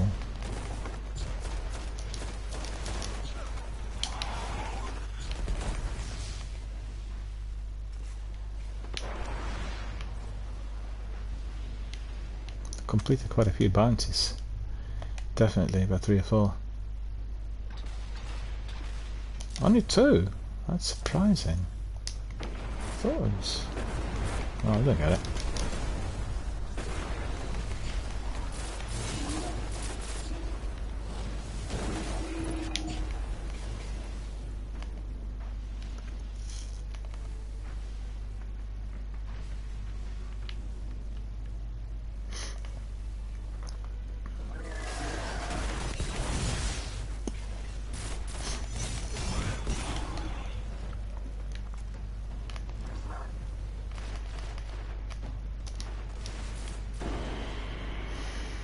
Huh.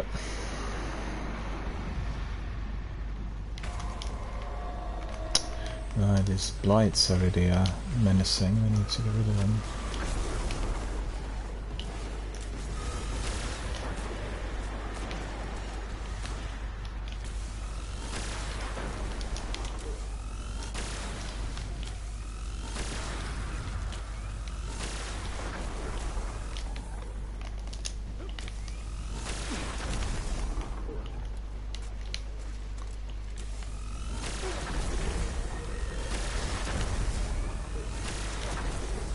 Yeah, I'm able to eliminate them all, look at that.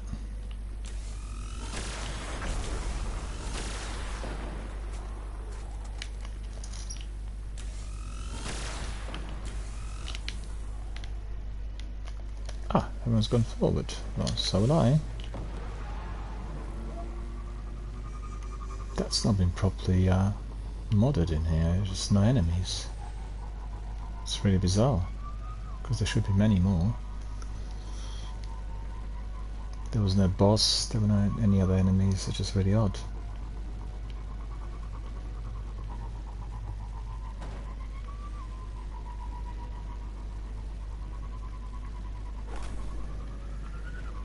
Upgrade unlocked on my helmet.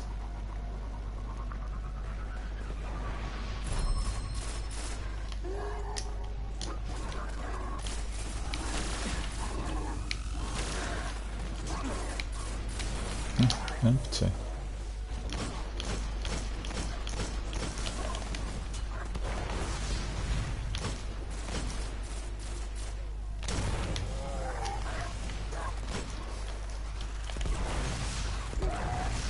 Okay.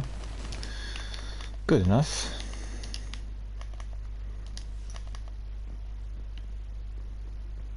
Valus Torok is up there. Right.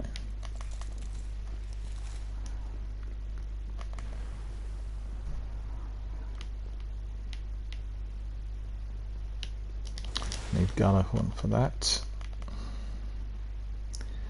I'll use my sword initially.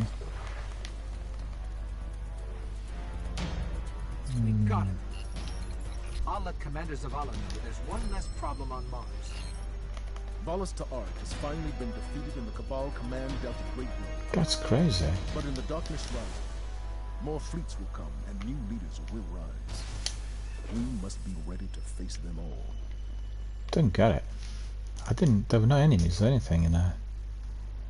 That's definitely badly glitched, it's ridiculous.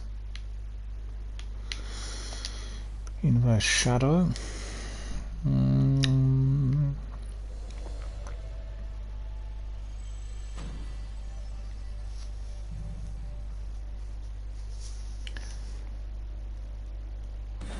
Yeah, he was there before us. That's basically what made it easy for him. Okay, that's out.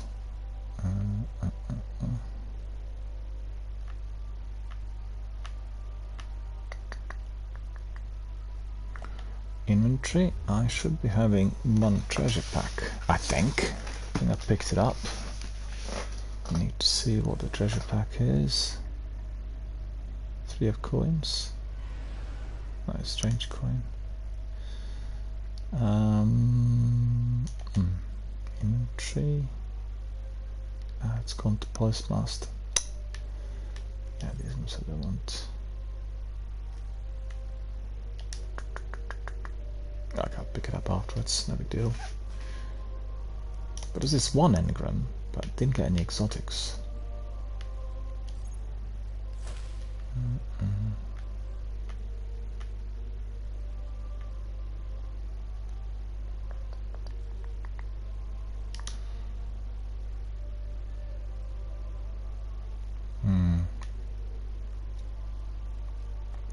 Replenishes health every time you pick up an orb, that's very good. Anytime you pick up an orb you will get then extra health, and yeah, we can still masterwork these bit by bit. This one first, slowly but surely.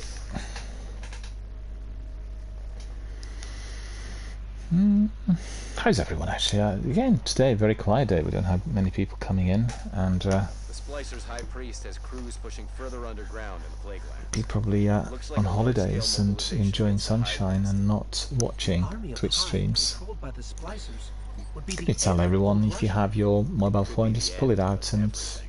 watch, you Devils are know, evolving. not just my channel, any Neutralize other them channel. before this goes any further. It's quite funny. You don't even have to watch, you can just leave it on and then get your earphones and just listen to what's been said. Alright, there's a series of old missile silos near the bunker. I've got reports of Hive near that location. Sounds like the place to be. From my glimmer, Guess what, they don't want to move. and remember, target anything that moves.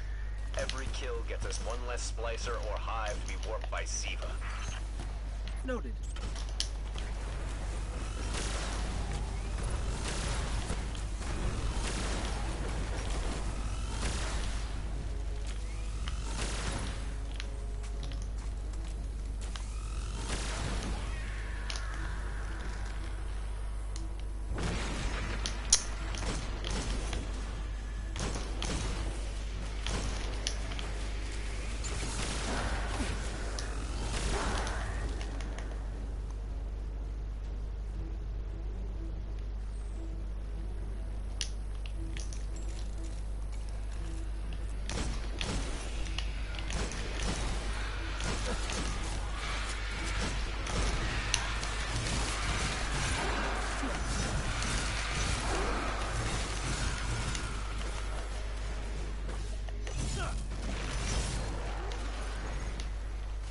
That's weird, I thought he punched that. Should be invisible, shouldn't I?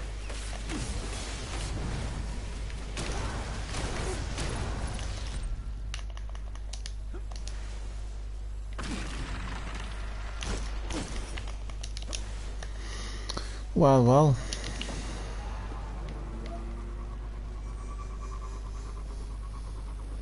I'm picking up several concentrated Siva nodes ahead. The Splicers are using Siva to augment the silo's old defense protocols. They've got the inner doors sealed tight. If you want to get inside, you'll need to find and destroy those Siva nodes. Destroy Siva nodes. So that's what we'll do next.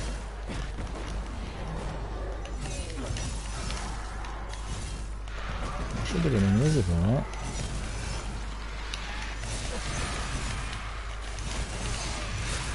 No. I was invisible, but for a very short while.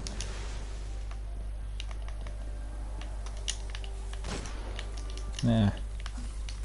Come on.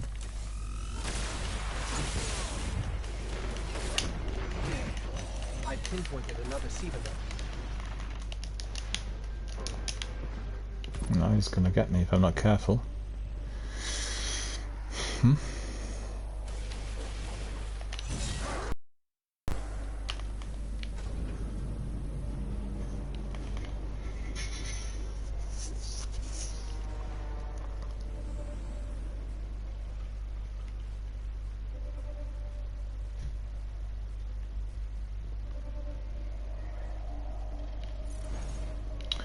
Gone the wrong way, of course.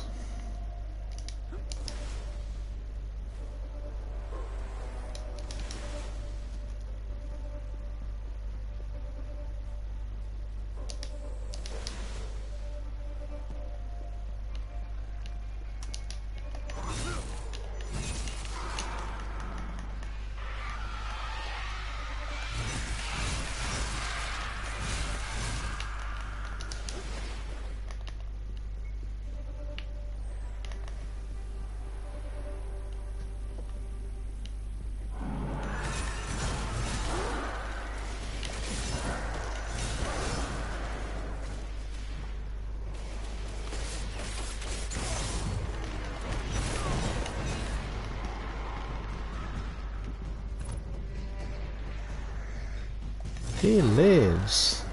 Not for long though. Hold on. I need to go down here. Oh, look at that.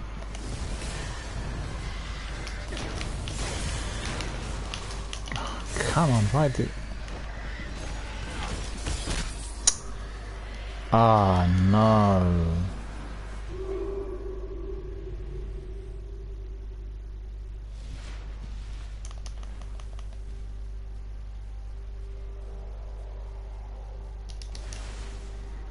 Well, that's no fun. That is no fun at all.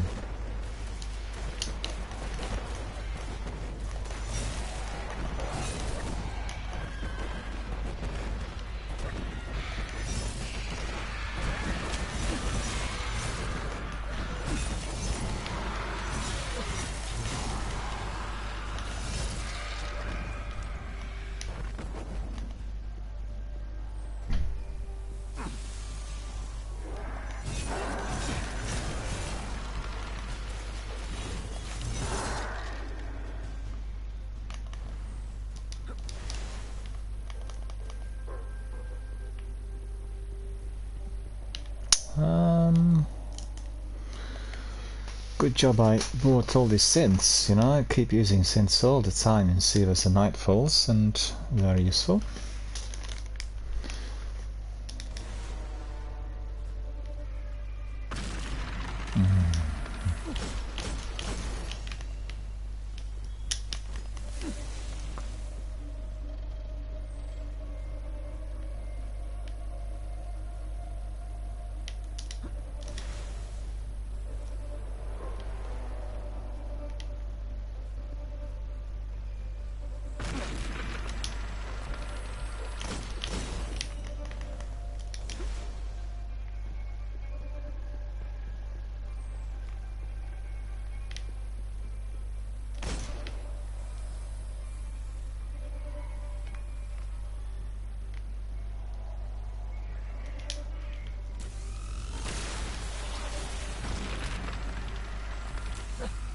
I've pinpointed another SIVA node.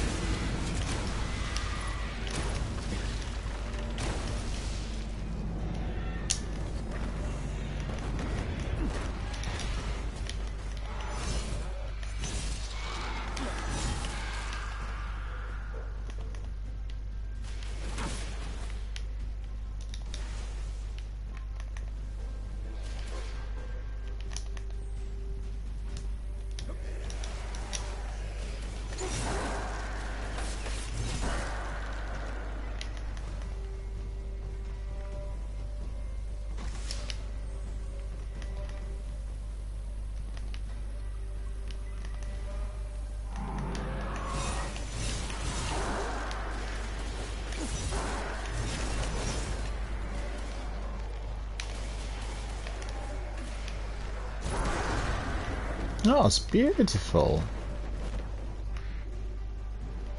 Oh.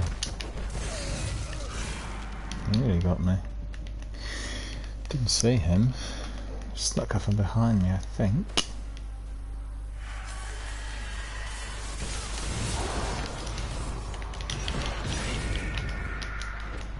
Get out of here. Quick, quick, quick, quick. Ah, look at that.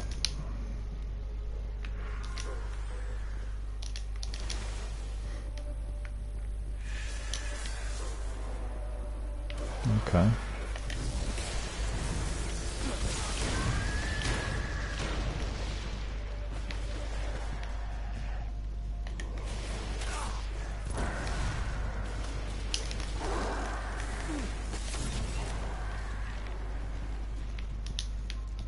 Okay.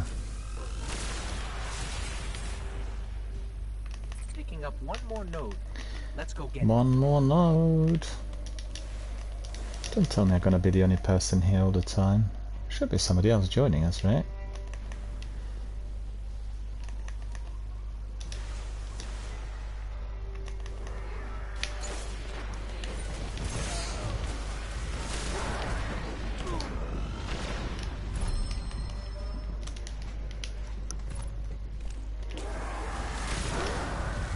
Oh, two of them at once. That was good. Better than expected.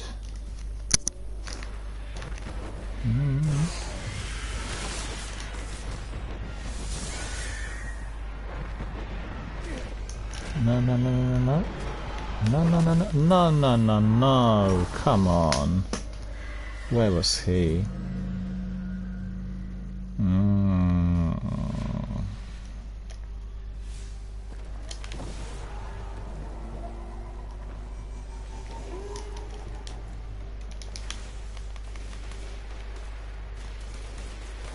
Oh, it's too forward. That was costing me my life.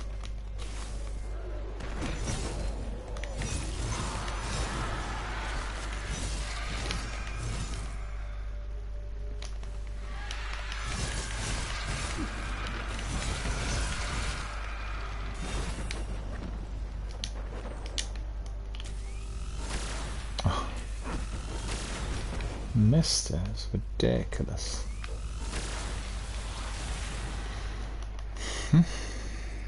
I pinpointed another Siva node.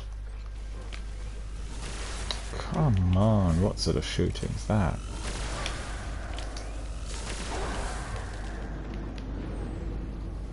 Yeah, it's up there. I wonder if I could do with some extra ammunition in there.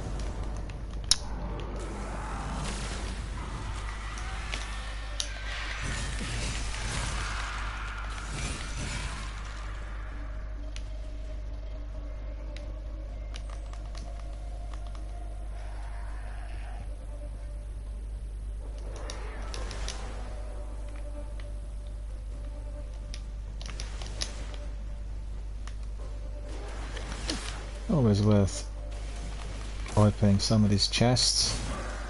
Spot them.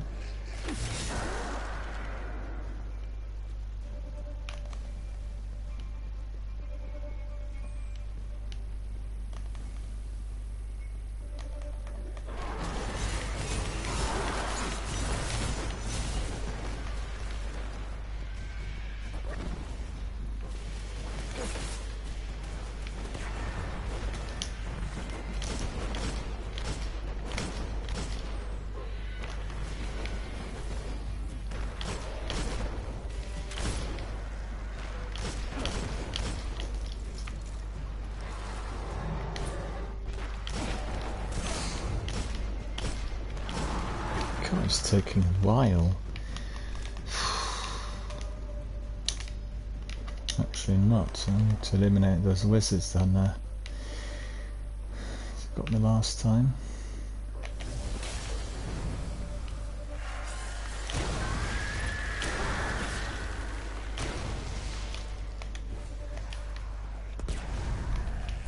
Ah, he still lives. That's ridiculous.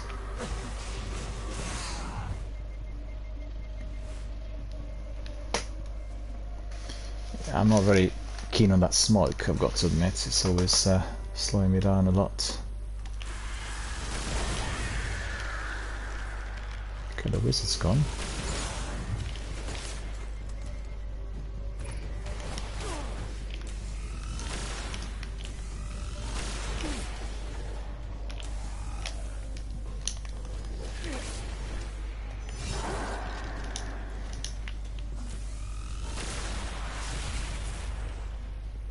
Picking up one more node. Let's go get it. Let's go and get it.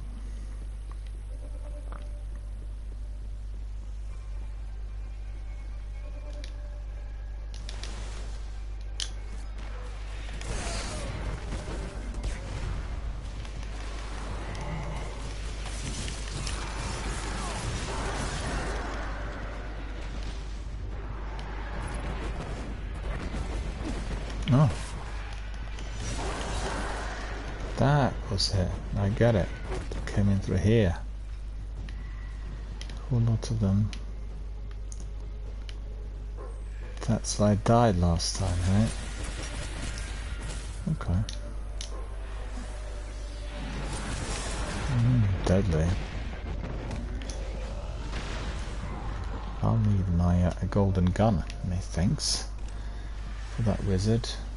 Just wait until I'm fully recharged health-wise. Not gaining any health, look at that.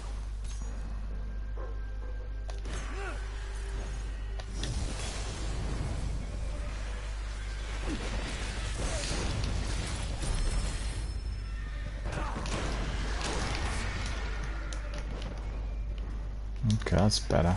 The wizard's gone.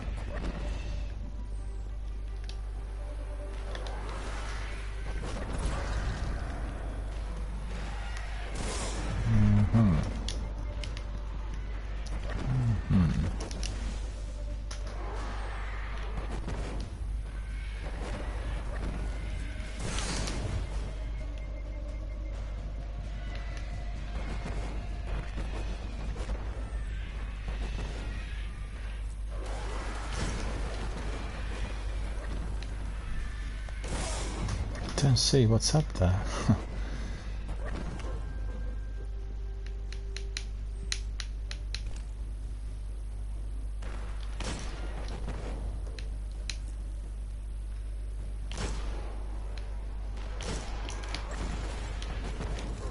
Oh, somebody else is joining me, so that's good.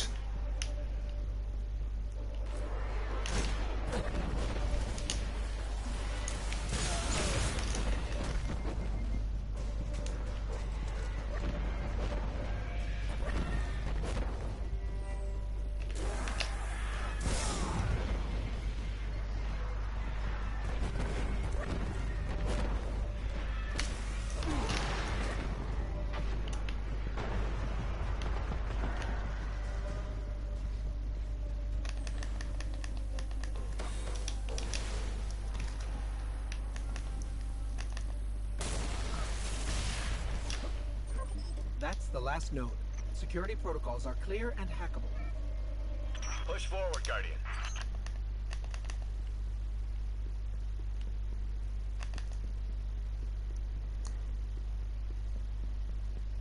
Comatose.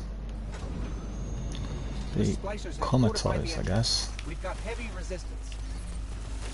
They must have driven the hive deeper into the silos. Fight through it.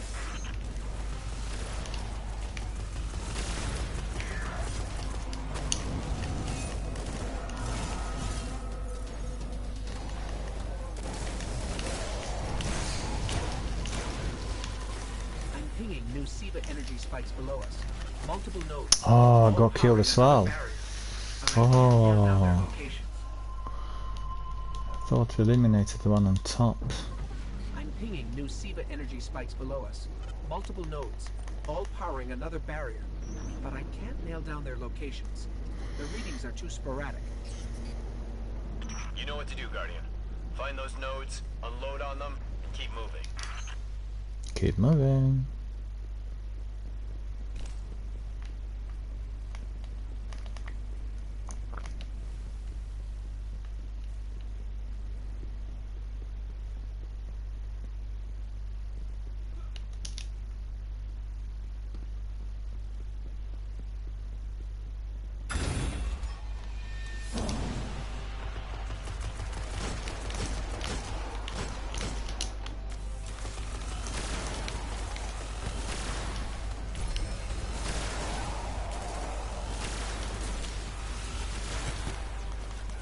It's hard to get a clean reading down here. Keep moving.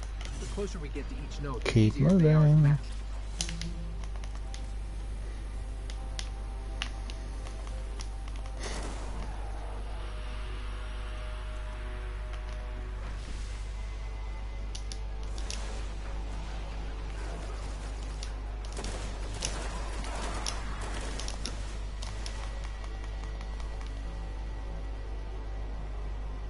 Looks like the splicers have taken this hatchery. The hive bioorganic architecture is still intact, but there are microbursts of SIVA activity all around us. I got no pity to spare for the hive. Keep going.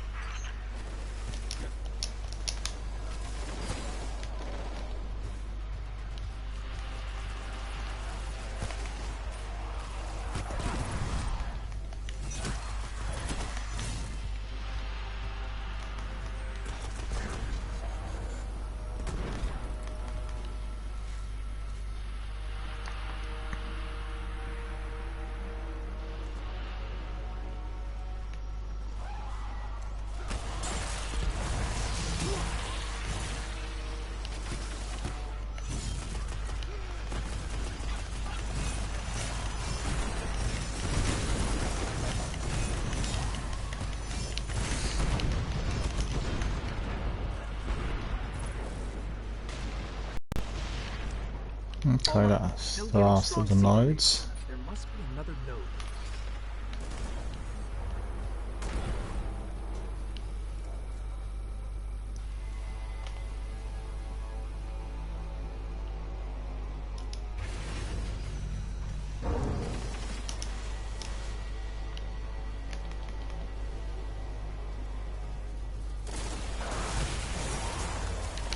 That did it. No idea what those nodes were protecting, but the barrier's down.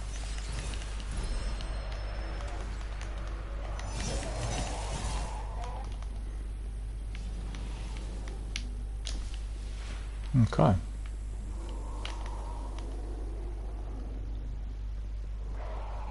You're all that stands between the Splicer's High Priest and whatever mad science he's cooking up down there. End this. I actually need a different weapon. And that's my Galahorn. Did you find the High Priest? Not exactly.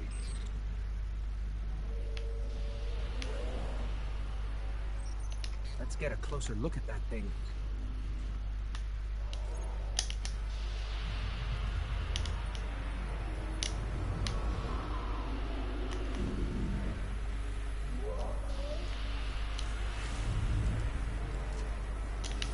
Makes you wonder what they're willing to do to us.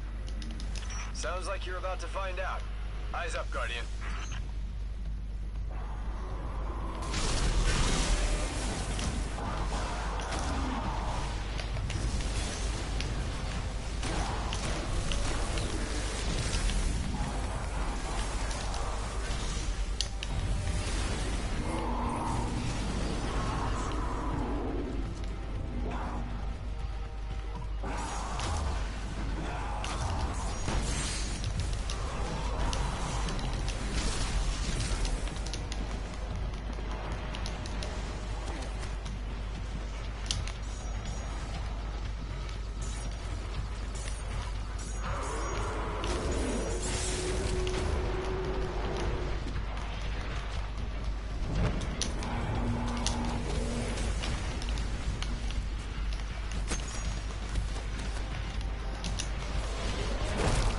Ah, he got me. To the back.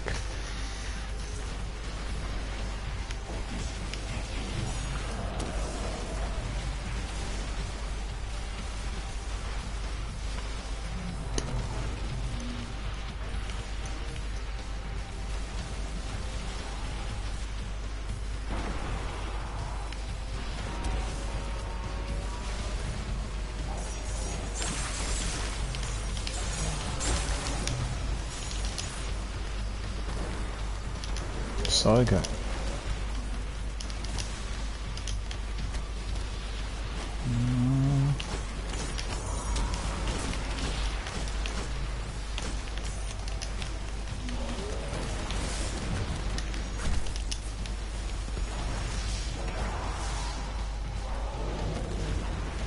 Well, that was tricky because I was stranded there in the corner with that Olga on me. Couldn't get out.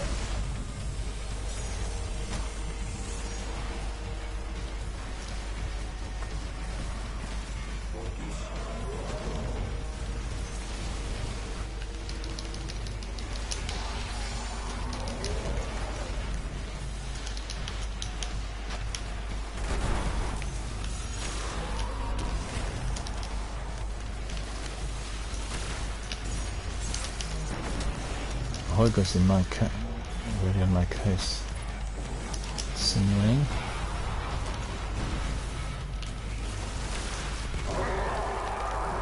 Sleeper Simulant. Good job. What a mess. Silly The High Olga. Priest wasn't looking to build a hive slave army. Oh, I He got a was just skeleton removing key. your Not too body bad. to be joined with Siva.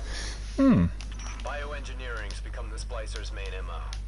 We're lucky to have dropped their High Priest before he could perfect any of this madness, but it's gotta make you wonder. What other perversions are they planning? Our friend's gone.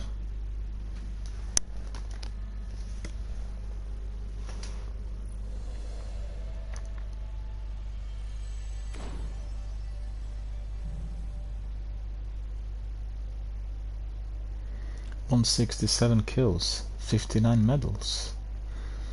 That's crazy.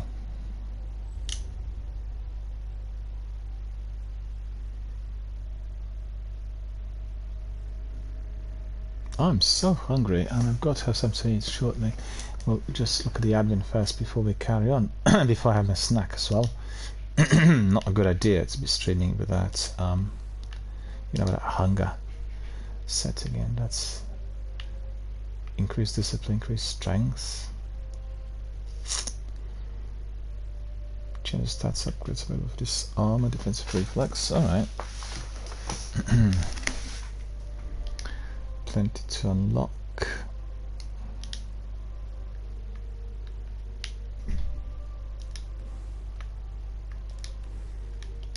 Intellect.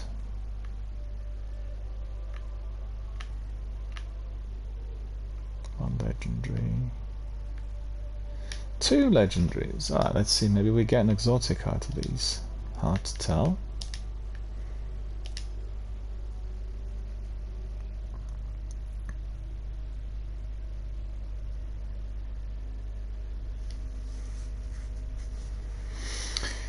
Not many of our friends are there today. Mysterious Pirates there. Maybe he wants to join us. I don't know. Let's see. Oh, he's playing. He's doing a raid. Ali's in orbit. Pikachu is in orbit.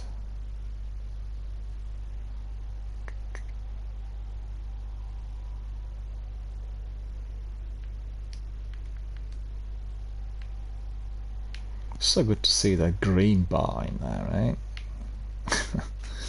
Previous is always red.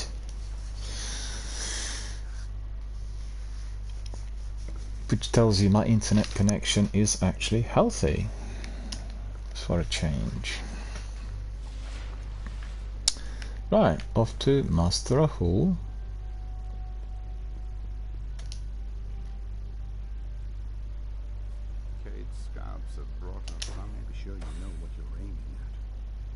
Ranks increased, increased rewards. Look at the rewards. Each new day, strange coins, might of light.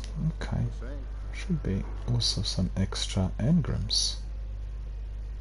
Yeah, that's right. Parasitic optic. I just picked it up.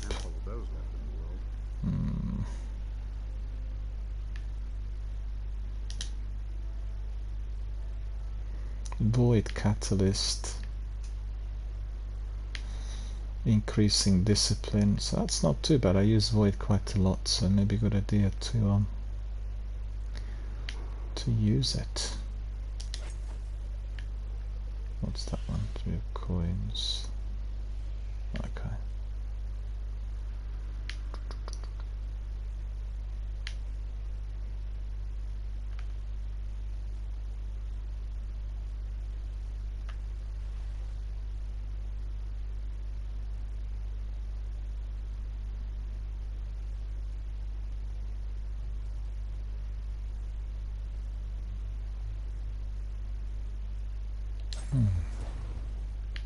Try that. This is not useful. We don't need any of these blues. No, we need this one. Any other? Fury rifle. Hip fire. I think I've got each new day in the vault. Need to see. Let's go and check it out. Let's see what we got in the vault.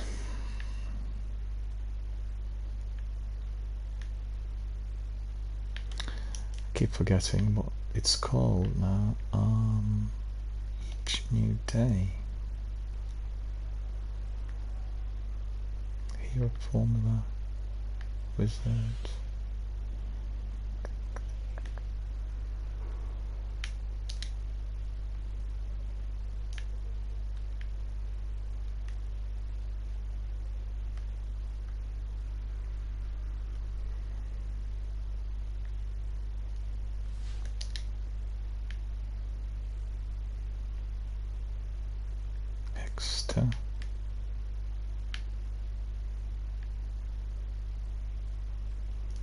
Don't see it anywhere, so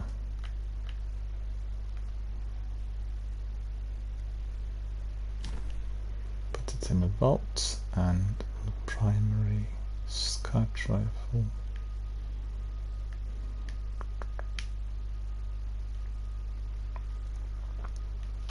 Well, they need to be masterwork. They're quite good weapons.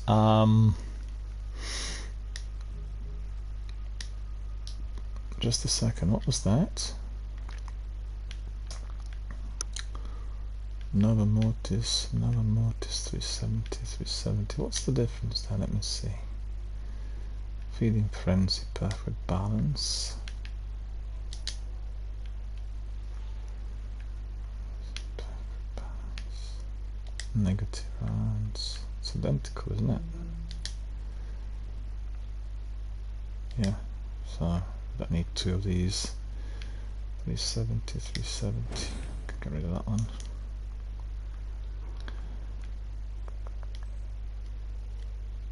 I need to get out of the store.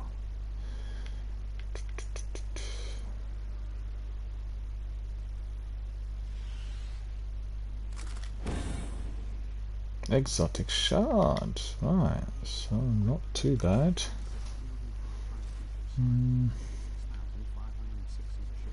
Abaddon, another Mortis, Young Wolf's Howl, Patience and Time, Abaddon, another one, okay.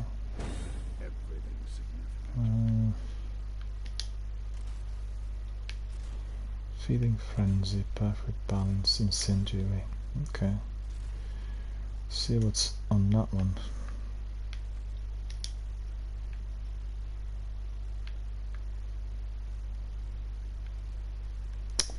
Yeah, that's a bit silly because this is masterworked. To put this one back in and back to the vault.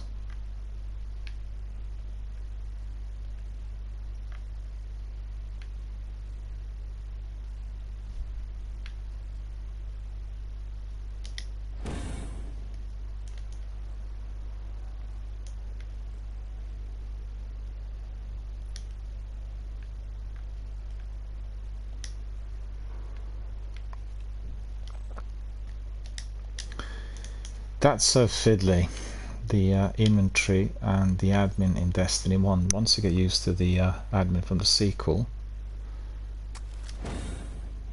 Exotic shard, okay. See more there. Nemesis Star, another Mortis. Thunderlord. Hang on, Thunderlord I've got in my inventory as well. Machine Gun Thunderlord. Feeding Frenzy, Lighting Rounds, perfect balance. Feeding Frenzy.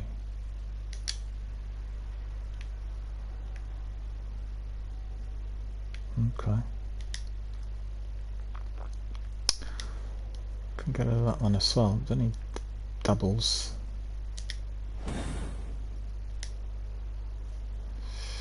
Where is it now? Back again.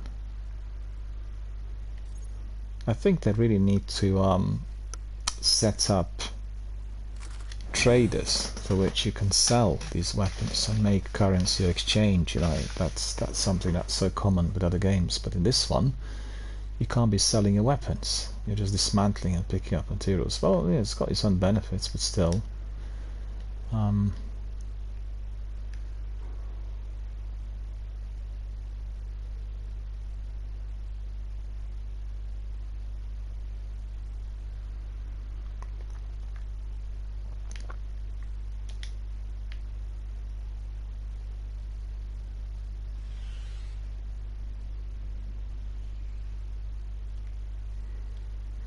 Super good advice, yeah, that's also quite good, but I think I've got super good advice in there. Super good advice, crowd control, single point sling, super good advice.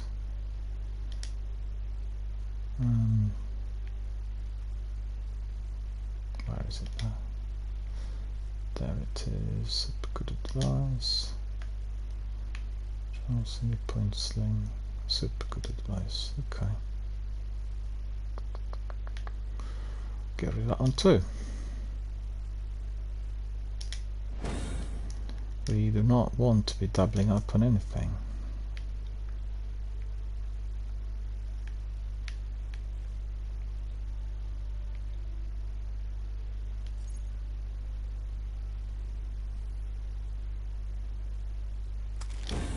Another exotic shard. So I'm picking up quite a few of these, let me see. 20.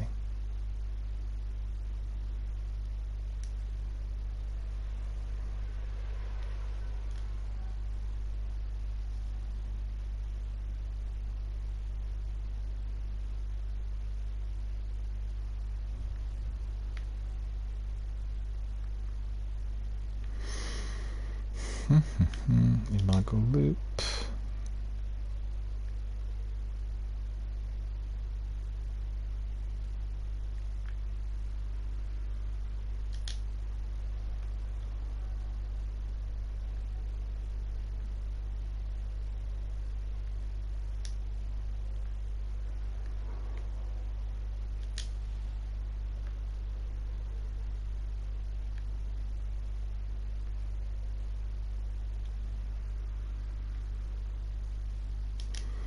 Yeah, still don't have the one with explosive rounds. Need to pay attention to that.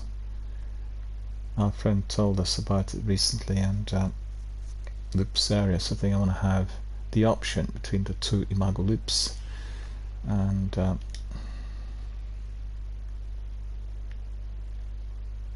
Abaddon?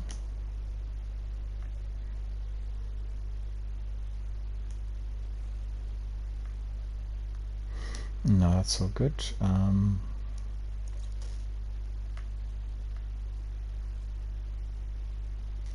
77 wizard. I think I've seen that wizard. Yeah, that's right. Okay. So we can get rid of that one too.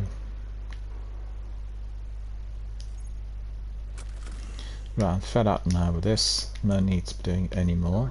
Oh, I've got one weapon that needs to go in, just remembered. It's the sole reason for me getting there. Oh, I put it in already. Okay, don't have to worry about it.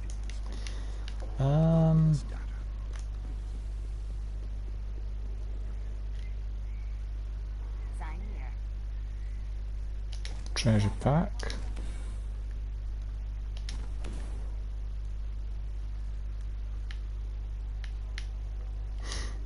See the treasure pack, what's in it. Curious.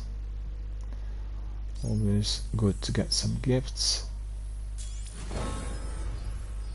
Firewolf mask, that's excellent. That is really good. I actually have not had that mask before, and I was admiring it. So that's really cool.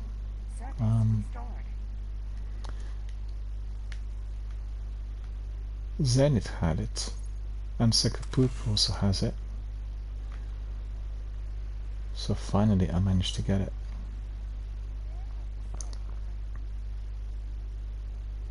Festival of the Lost 2016. Right.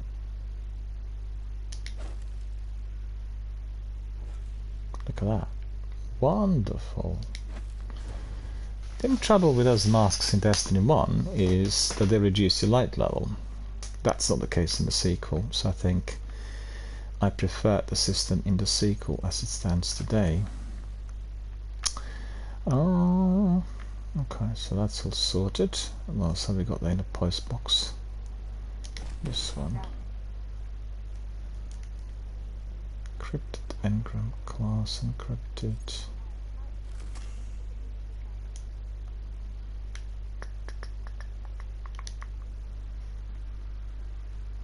Cloak of Leopard. Void Flare Mantle.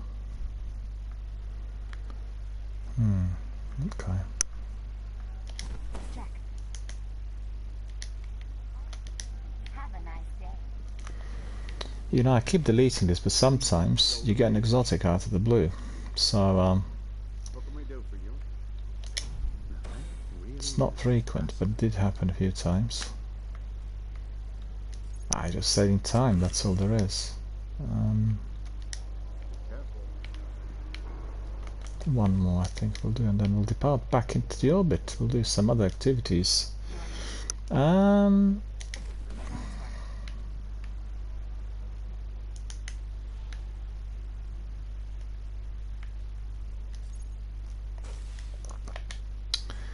Right, bounties completed. Got some rewards, that's always appreciated. We'll go back to Sealers, I think. Popeye's here. 1, 2, 3, 4. Goodbye.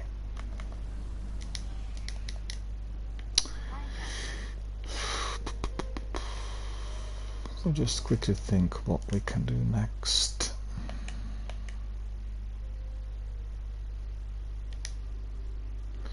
Now we'll go back to orbit, and then I guess we can go back to Savus, and then maybe we'll do some story missions. I really fancy getting other people in for Nightfall and also for Prison of Elders.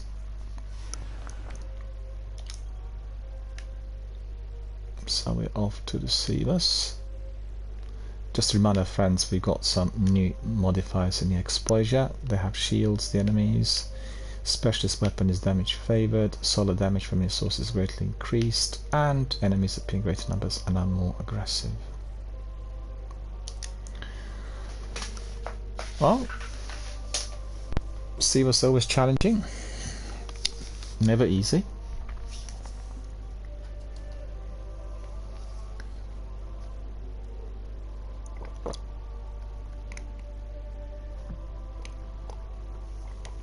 Just remember that I was to have a snack, but that snack shall have to wait.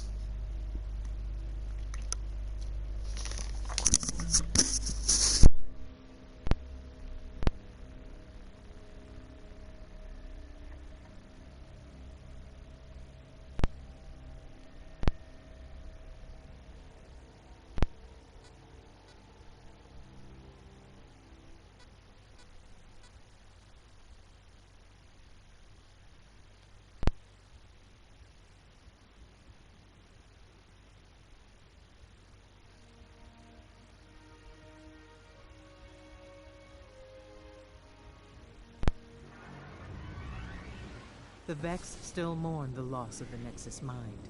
But for the Vex, time is relative. In one moment, a construct is lost. In the next, it is reborn. When a powerful part of the network is lost, the restorative mind is summoned. It has begun creating a bridge through time. A bridge that, if it is not destroyed, will see the Nexus Mind reborn.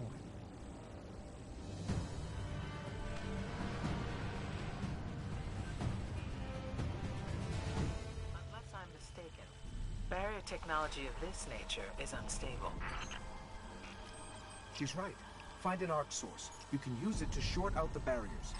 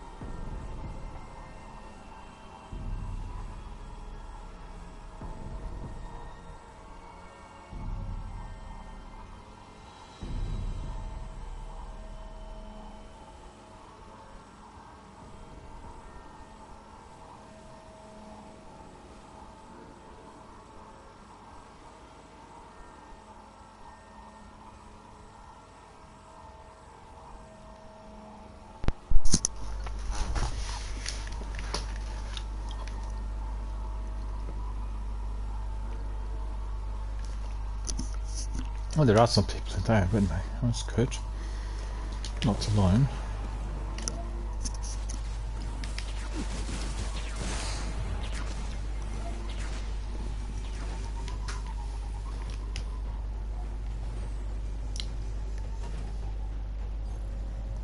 Looks like I joined their strike. It's not really further ahead. Can't see.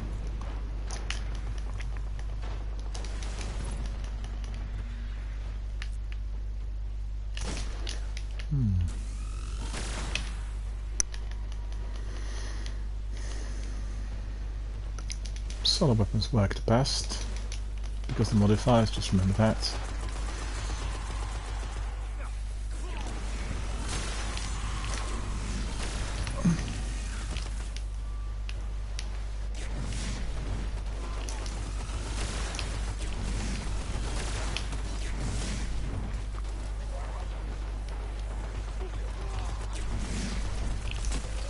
There, you've got him. Right, you've got him.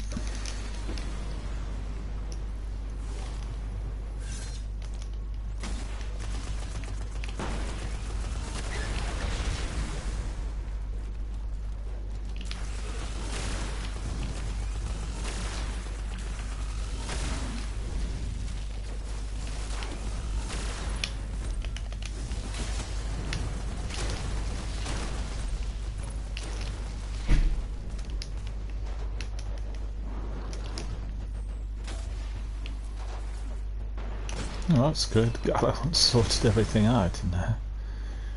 It's really cool. Oh, I haven't got this.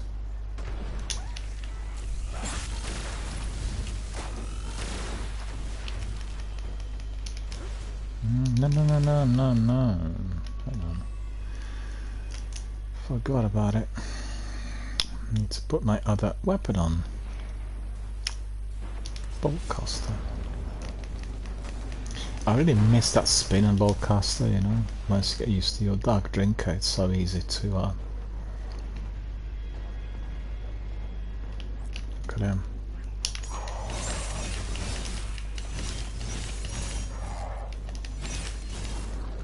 Still there. Alright.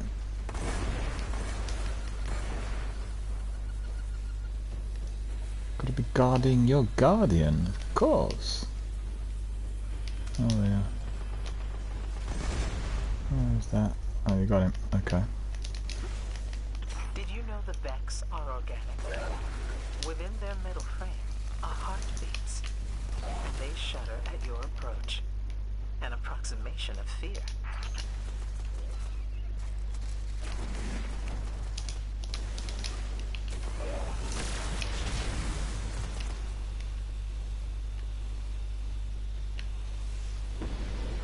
Oh, could do with that. Hang on.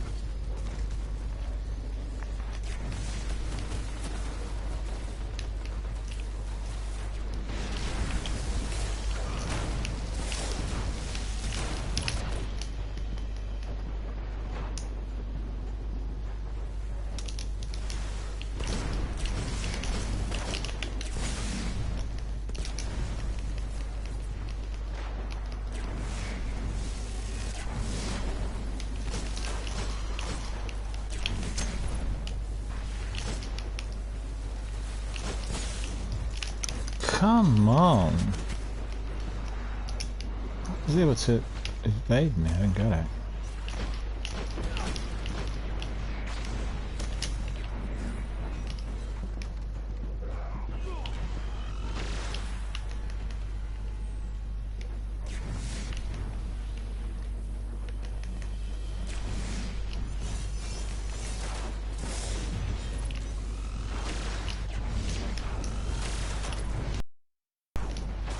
Ah, I got killed as well.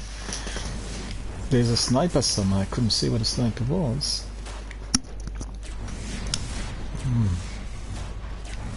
Yeah, just stay safe, friend. Don't go forward. Get too exposed in there.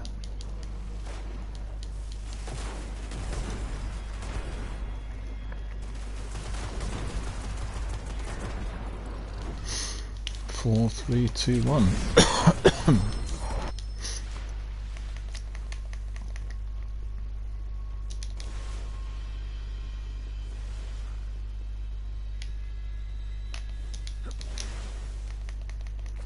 I think our friend needs some help.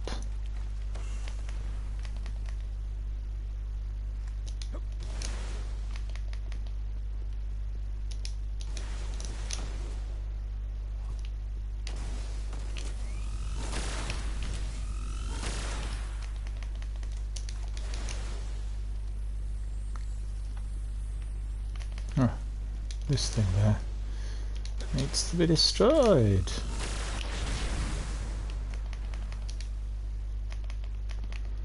Got the orb, the relic, whatever it's called. Okay.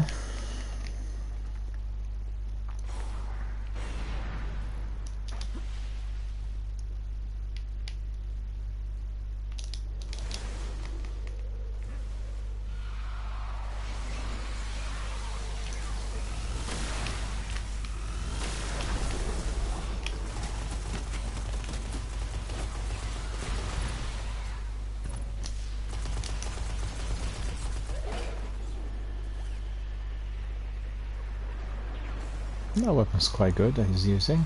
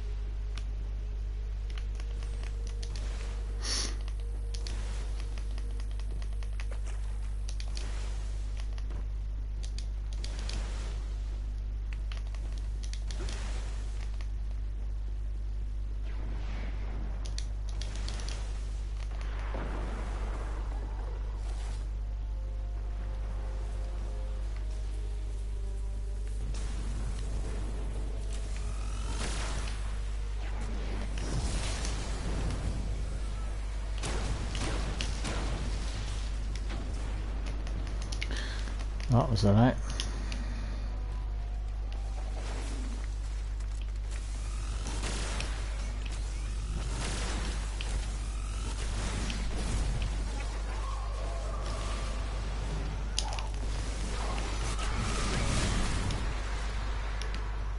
Yeah, I don't really like these big fiery balls because you can't see anything through them. They just literally My hidden totally block your line of sight. But how many have there been?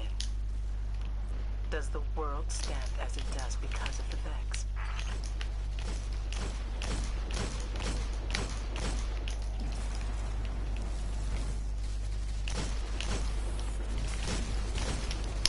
No, it's not doing anything, I'm afraid. That's the time bridge. And the restorative mind.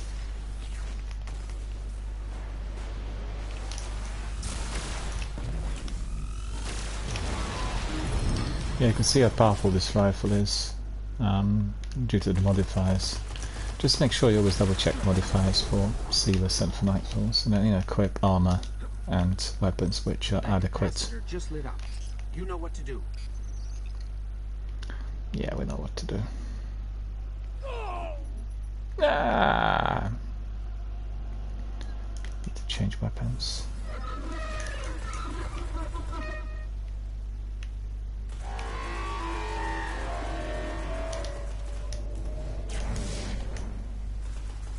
Come on, hurry up.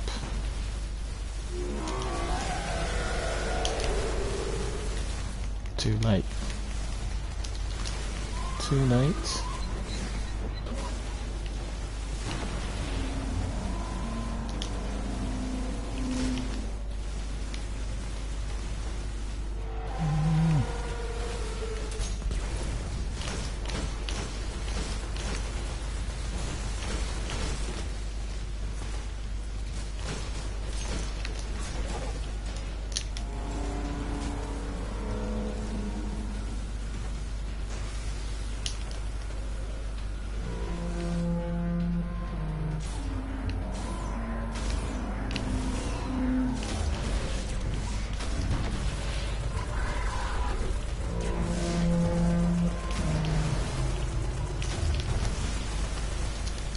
Yeah, that boss is nearly gone. Just a bit more with that Galahorn and that bit.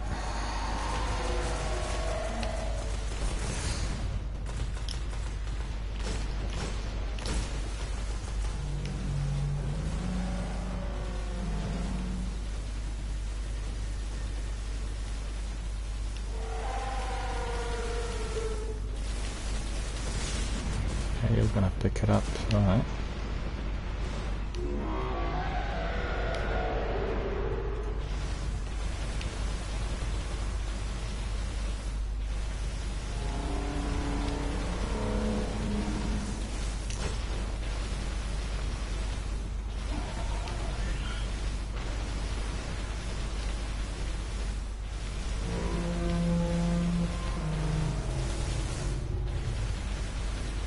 That doesn't like me.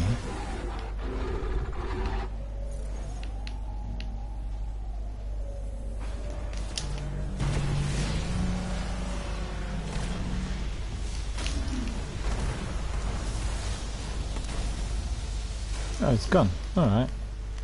Once again, the So mirror that was of good. time stands We, whole. Within, we were good, really. We had the right armor, the right weapons, and everything if worked. the mind had So succeeded, Venus the may restorative dominate mind is no virtually. more. Eliminated Thanks and to you, destroyed, as you could see. Venus shall stay in perfect living. Alright. Next, we want to see next sealer.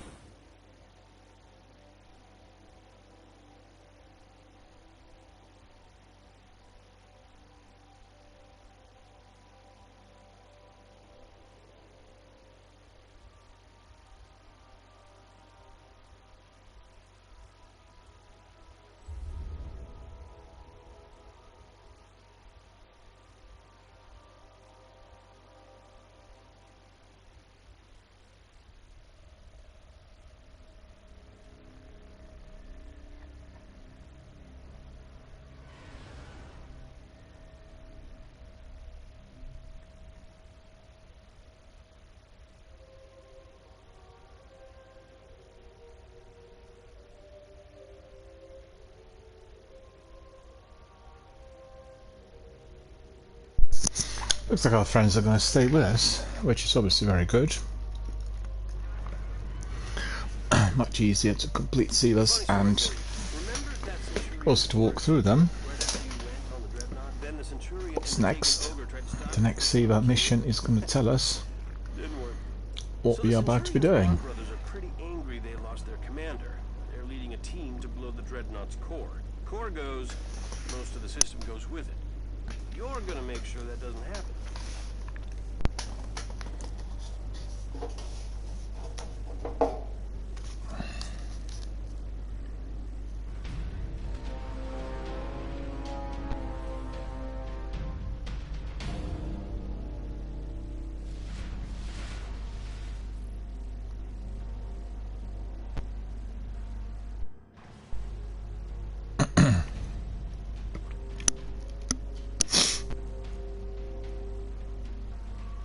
Cade, why do you think they crashed their ship into the Dreadnought? Those are extreme tactics for the Cabal. The Vanguard intercepted a signal, a message from the Cabal from way outside the solar system. A direct order to crash the ship, use it as a beachhead, and take out the king. Now that's loyalty. I do apologise for this. I had some messages that have come in, so I just can see that people liking the postings on Twitter and like shorts, and a couple of gamers and streamers were watching the recent postings and also were quite excited about the news related to Starfield. I guess the articles and all I said earlier.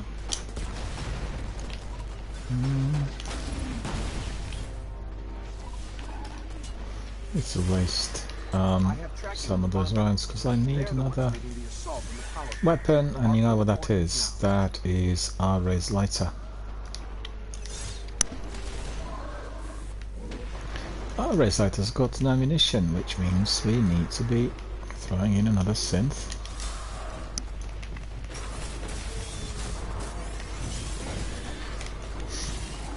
And why is he standing? He was still standing after several hacks, which is extraordinary.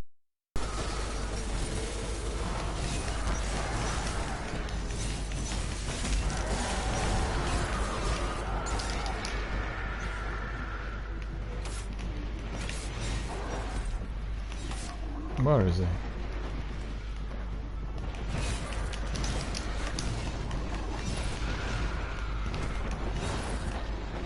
Guy's busy in here. This Imperial Centurion managed to get me. That's annoying.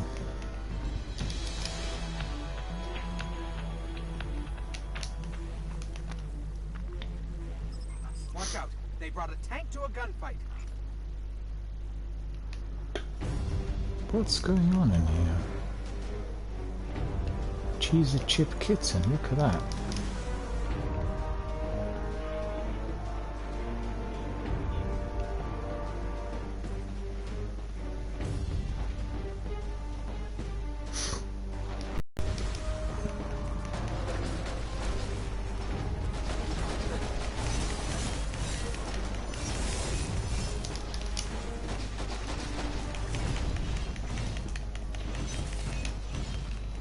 There you go. Tank That was a presence of the successful. brothers. We need to find them. Let's check the bridge. The brothers are I heard Cora back. say once that the Cabal have 6 Come words on, for man. advance and none for retreat. I'm really not one for fancy speeches, so when you find them, shoot them.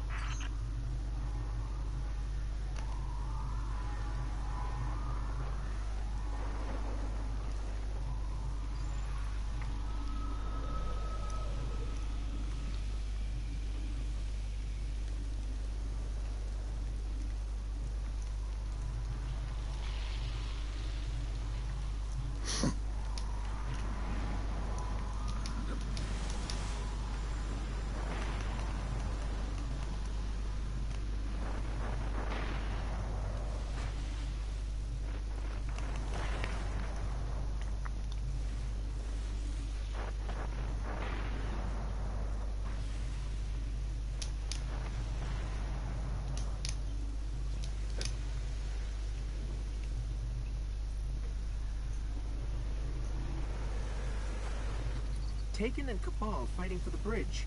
Wherever the brothers are, they aren't here. Let's keep moving.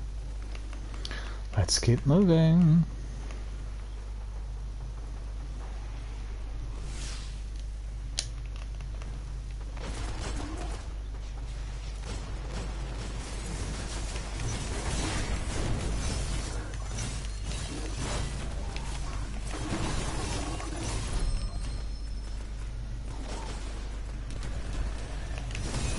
So, the Bond brothers may not even know the Primus was taken. This whole thing could be a power play to get their dead commander back. That's the hold the Empire gets on these soldiers. There's something unlocked in there. Loyalty beyond death. What was it? Oh, something on my helmet. Second thoughts. Okay. Both these perks are quite good.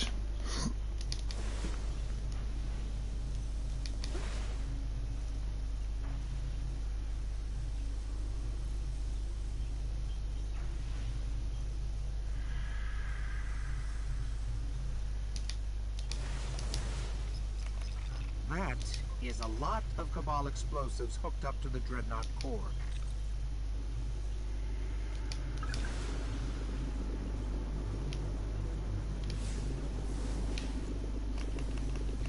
There are munitions hooked up to each structural weakness on the core. I think here.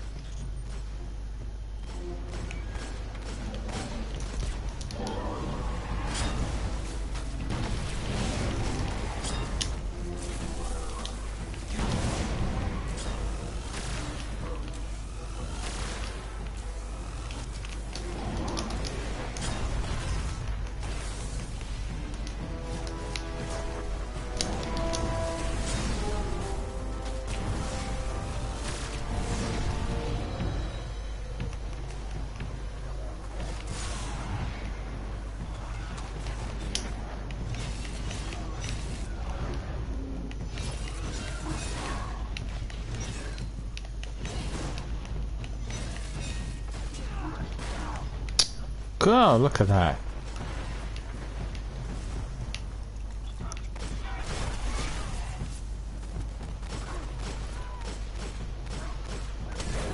It's his shield actually. Also down to the modifiers this week.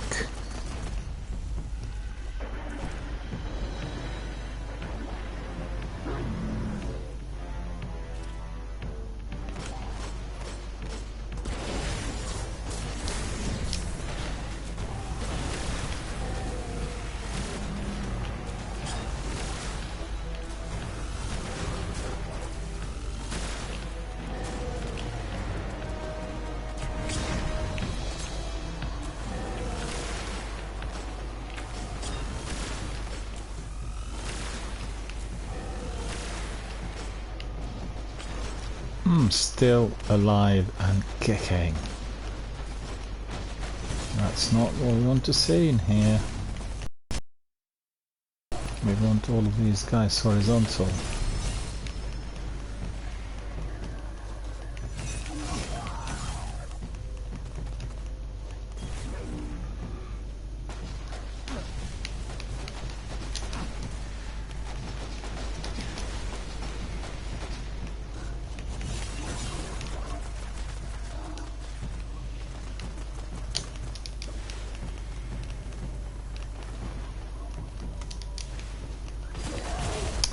Yeah, they're probably not wearing the armor that's got solar resistance, you know.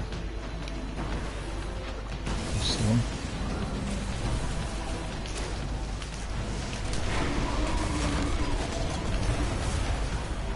that was good.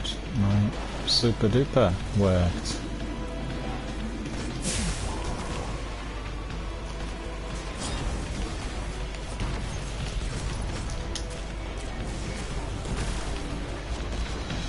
Yeah, the brothers are gone.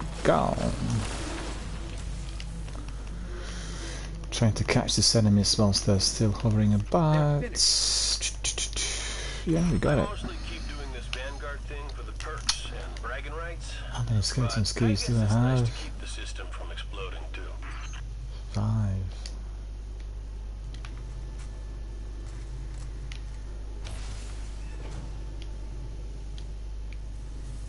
See what I picked up.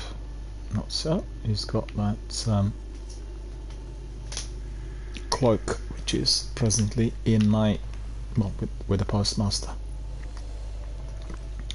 Well, the cloak I'm wearing is quite good. Gives us some extra punch. Quite like it. And just quickly see what I pick up. Nothing. I use my skeleton key. Should be able to get something. Ah, this is what we do not need.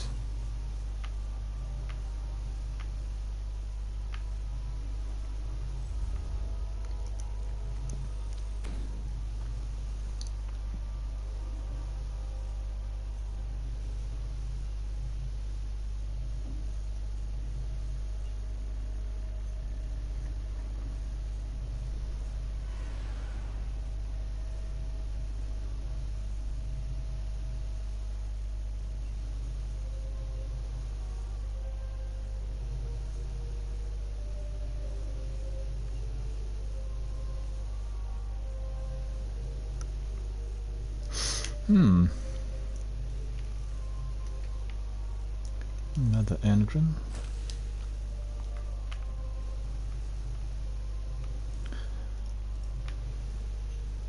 Good legendaries we'll keep, just in case we get some exotics from them.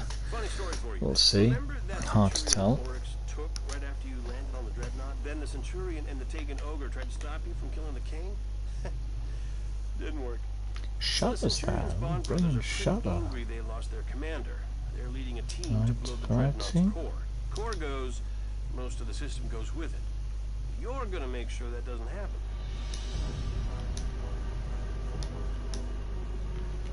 That's locked. I can't really do anything about it now anymore.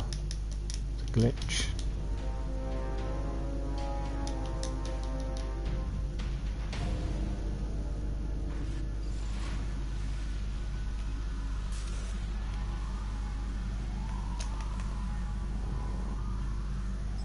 Watch out. They brought a tank to a gunfight.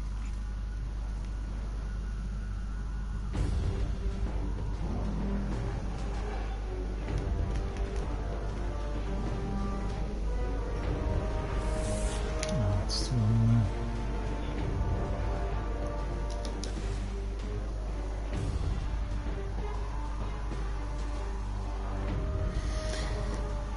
Slotted in with some other chaps, but it looks fit.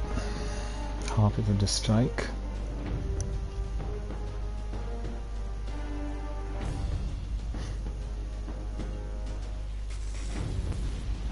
Jack Diesel.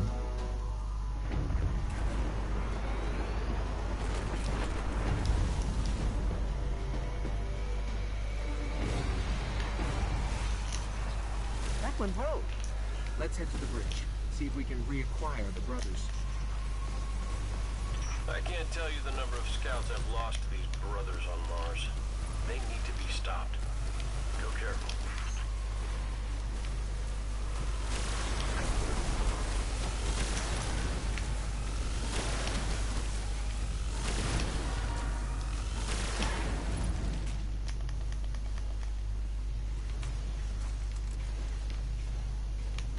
Yeah, that was useful, wasn't it? Eliminated everyone down here.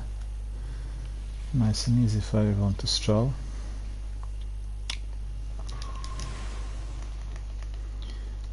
Still got my sword, but I probably need the Galacon for this. Cabal fighting for the bridge. Wherever the brothers are, they aren't here. Let's keep moving. Oh, it's so annoying. It's the same strike back again.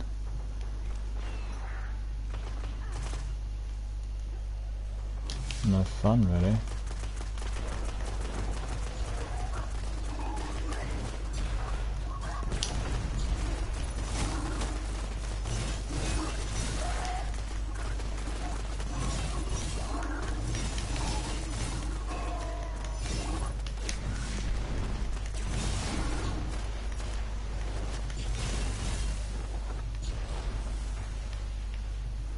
I bet those brothers don't even know their commander is dead.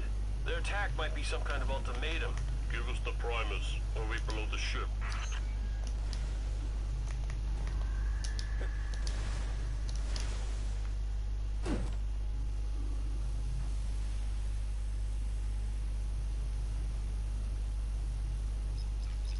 That is a lot of Cabal explosives hooked up to the Dreadnought core. Our friend's racing. Look at that. I can't catch up with him. I'm not that fast. There are munitions hooked up to each structural weakness on the core. Oh, the brothers are here! Take them out!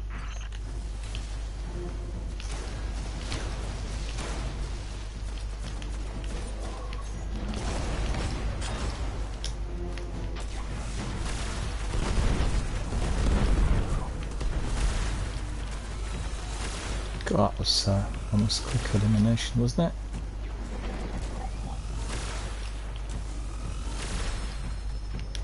Nope, they can't really knock it out any further.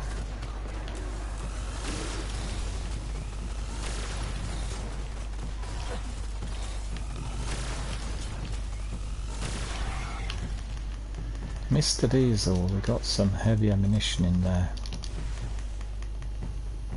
That's it. Oh, so you got your Galahorns, so I'll just keep grinding with my sword, right? Jones.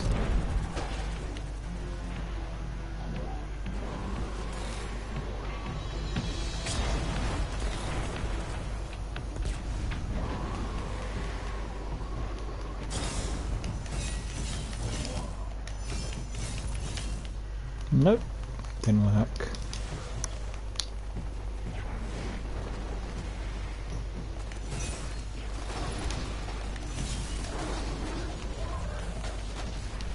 Fighting streak, where's he gone?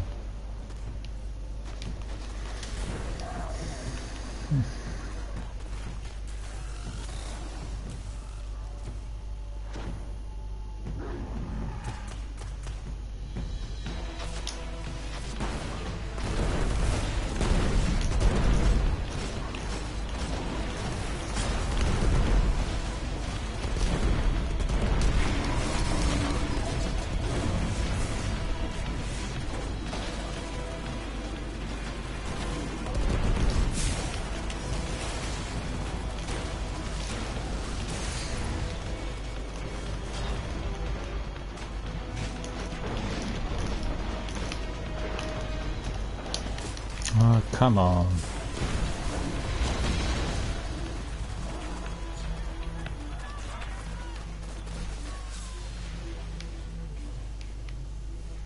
Shielded. It's done. The Brotherhood is broken. I hear Well, that the I don't Cabal need are anything big from on the honor, chest. but look at their actions, not their words. Used my You put an end to war crimes. Scattered keys already, several times, didn't get really much loot. Nothing of great significance. Nice work.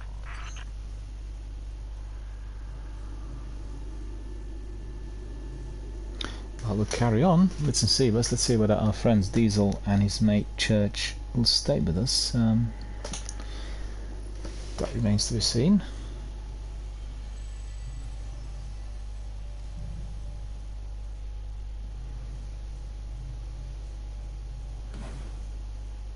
$17 medals. I think I did complete the bounty. Yeah, actually not one but several. 1, 2, 3, 4. Oh, I completed that one. Dreadnought Veteran. That's very good.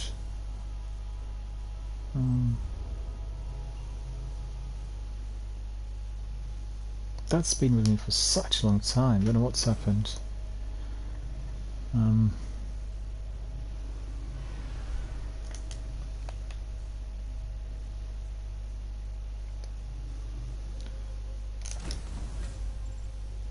Reciprocal rune. Alright. The Vex have restarted their world-eating machine in a bid to restore their nexus.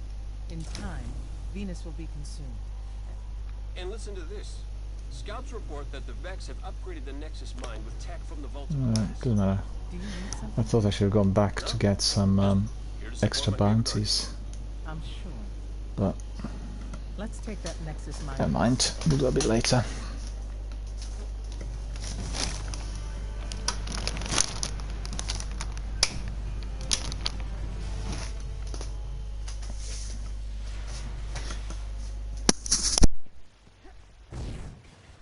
Cade, What? why are you here? The truth. Can't a hunter sit in on a mission with his friends? Because that's all this is. Let's find that Nexus mine.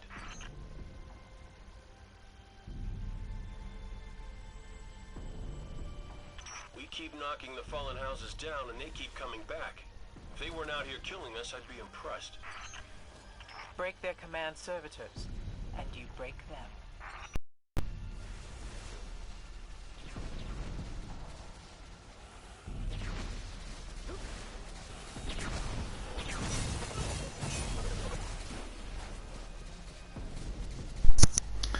So you could see our friends are doing speed runs. No interest in any ads done here.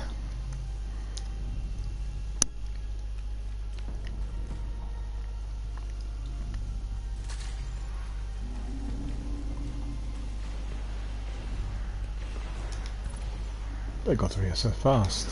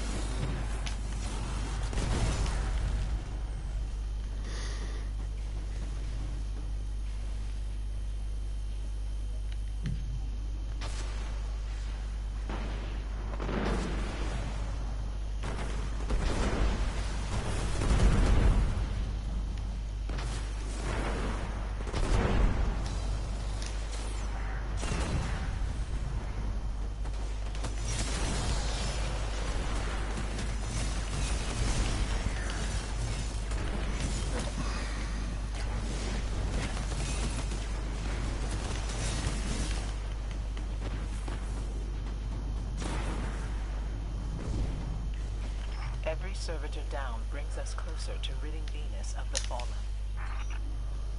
Plus, it opens a lot of doors. Upper level's clear.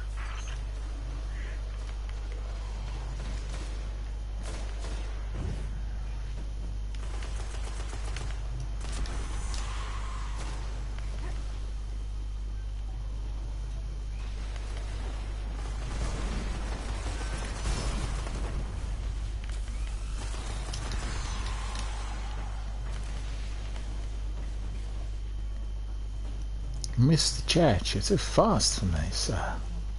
Can't catch up with you. I'm reading a massive barrier ahead. Cade, I appreciate the support, but don't you have other responsibilities? Look, current situation aside, the Guardians have things handled.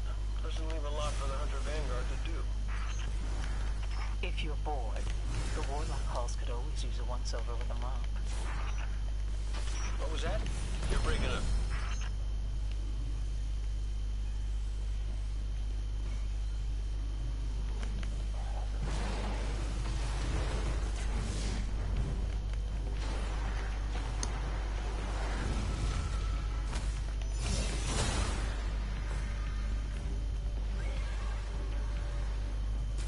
Oh, nice and easy.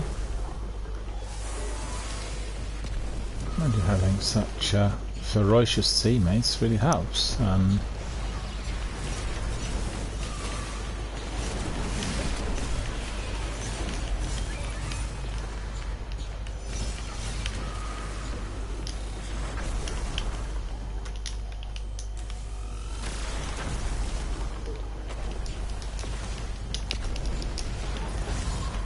Ah, you're faster than me. Okay.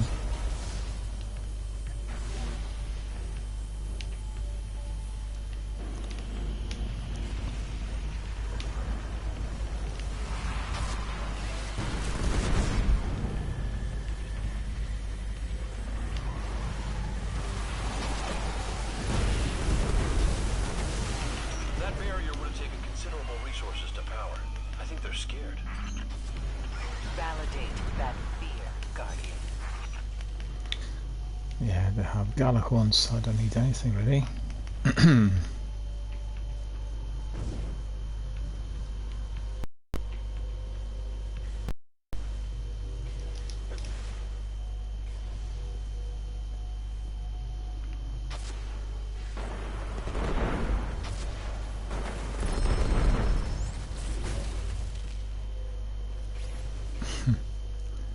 Eliminated literally everything with such ease. My stomach drops whenever you make a jump like this. I don't even have a stomach. Funny how that works.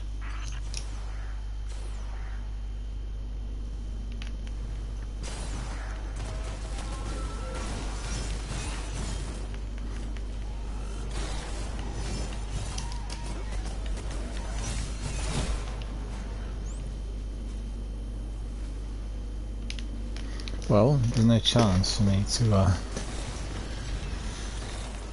do anything proper in here when you have people so fast and so accurate, and that's always appreciated, you know. We could just finish these tasks rapidly, and most of our viewers will not even realise that we've just walked through them.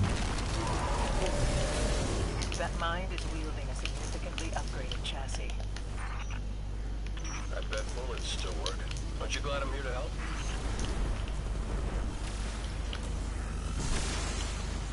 Oh, nearly got on the first.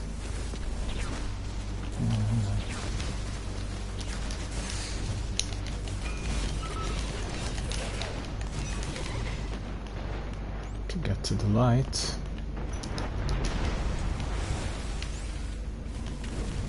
Not so fast.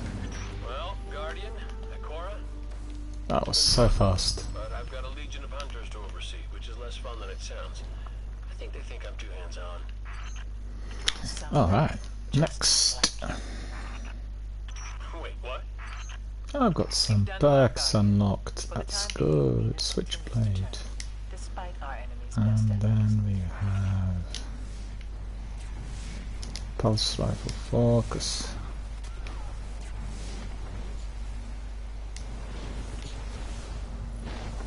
Okay, having a bit of fun with the grenades and supers and abilities and everything. Look at that. Couldn't get a single shot in there. Our friends were so fast. And let's stay with them for a little while. Let's crack on with another sailor if they want to do it. Unless they depart, we'll see. Oh, he's got the same emblem like myself. So that's a connecting factor. We can always team up with our friends who are wearing exactly the same sort of insignia. Right, so what's next? Let me see. Ah, they're still staying with us. Good. So that means just collection of more Steelers.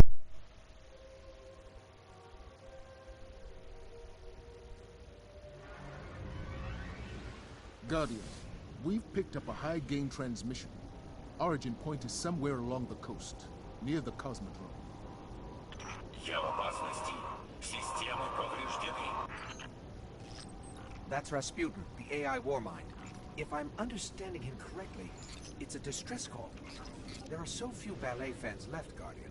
It'd be a shame to lose him.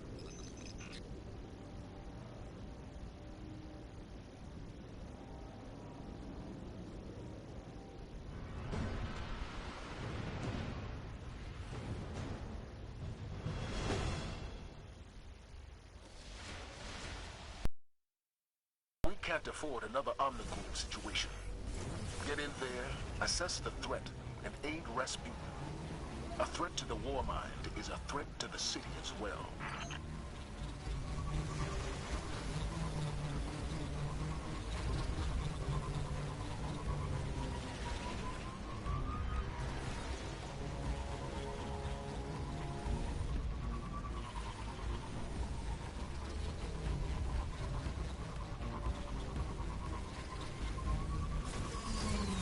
Военный спутник запущен.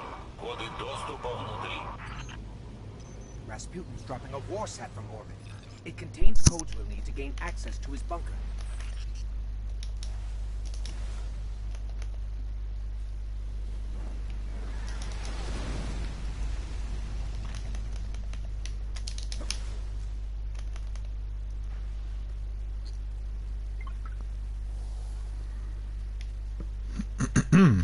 Let's see what enemies will be coming this time.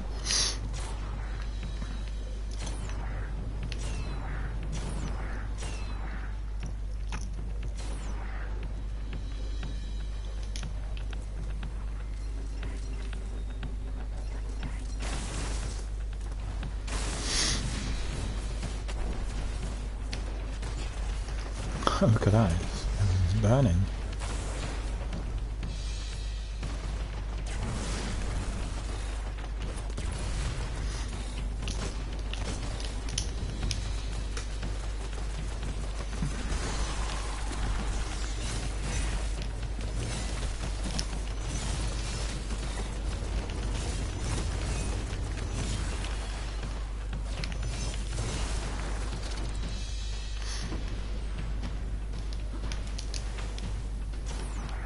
Translating warsat.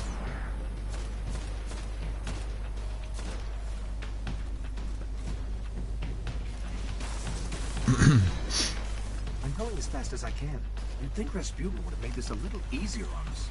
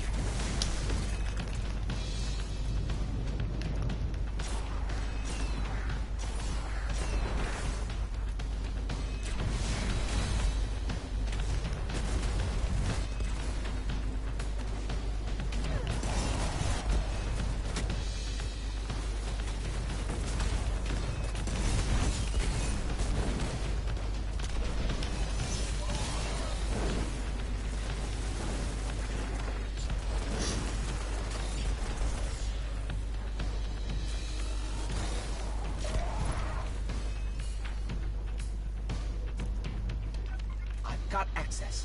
Let's go.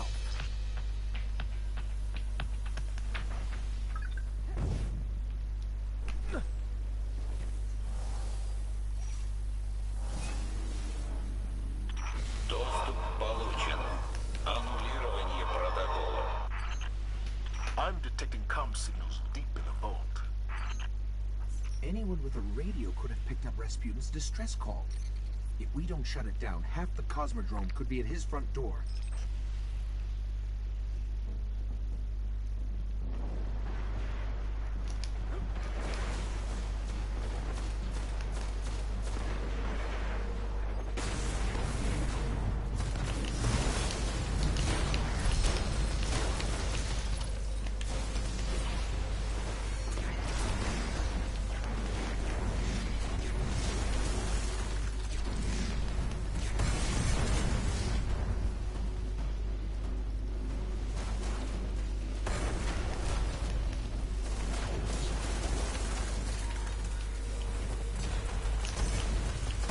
What? Why did it not explode?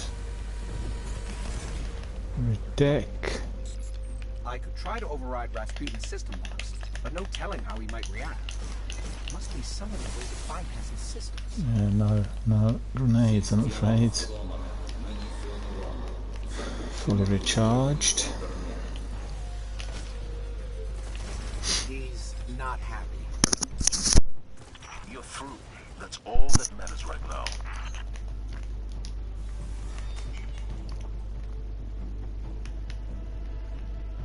All that raw power. Someday we'll establish communications with the war mind. Speak to it.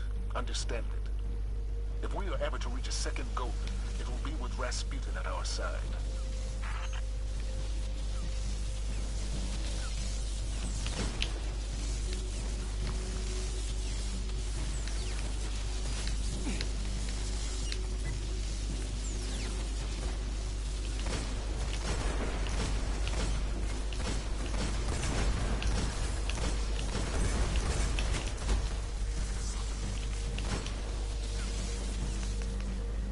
Oh, we got this all done so far.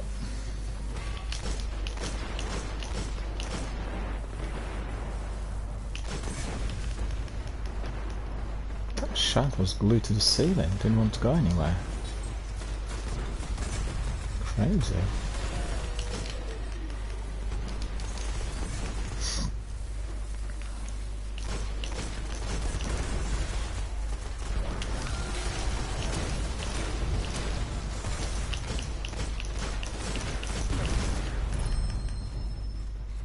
So now I want to be running ahead.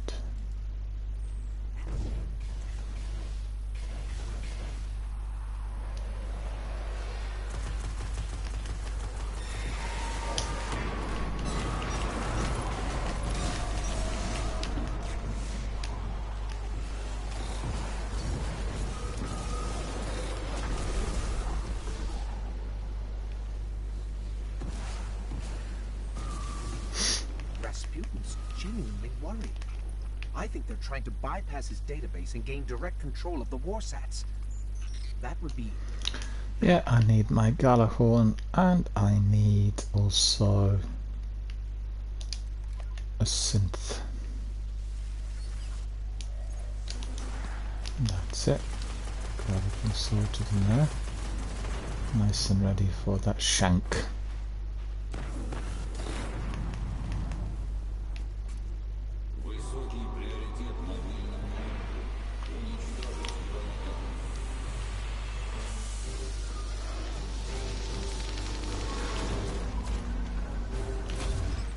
That shank's been modified to crack his system. Let's take it out.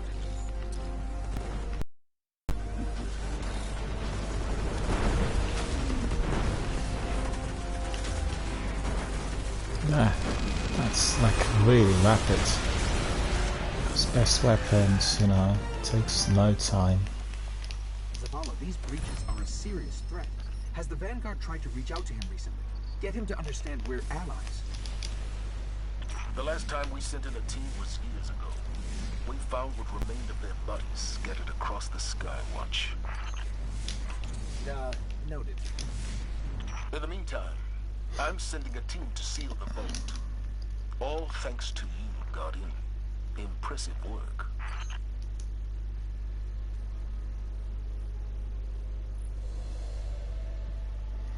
I'll stay with these chaps for maybe 1 or 2 more strikes and then we call it a day.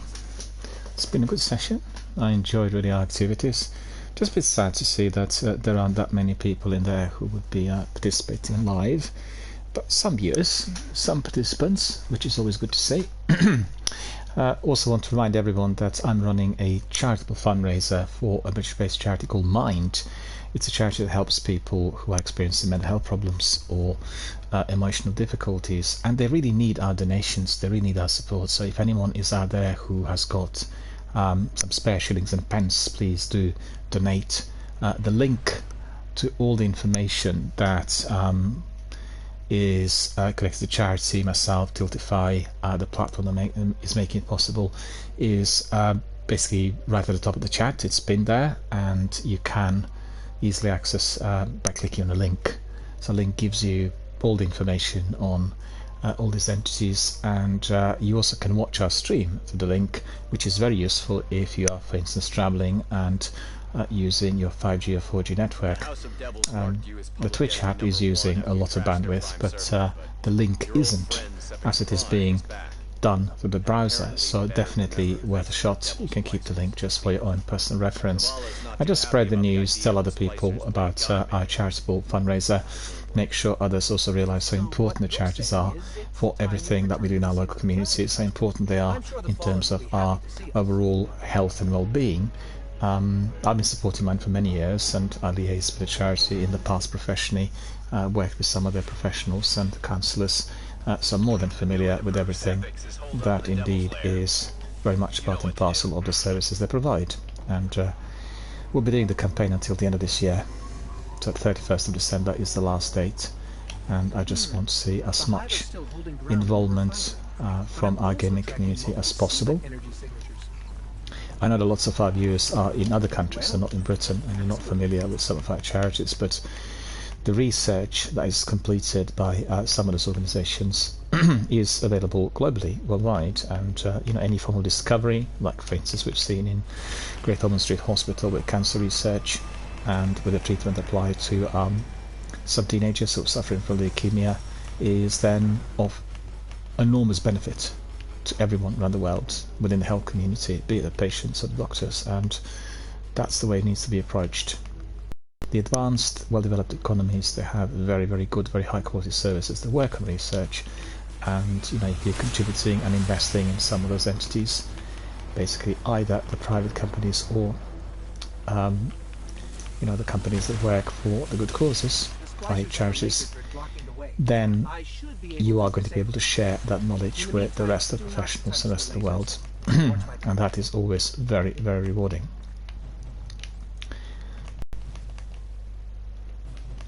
It's amazing, isn't it, when you think how many people share different types of information on the internet every single day, but things like scientific research are not really the kinds of things that people like reading or accessing, and it's so important.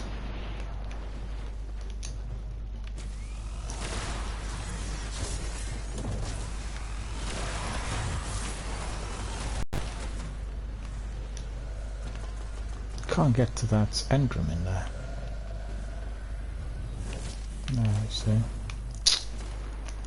Never mind.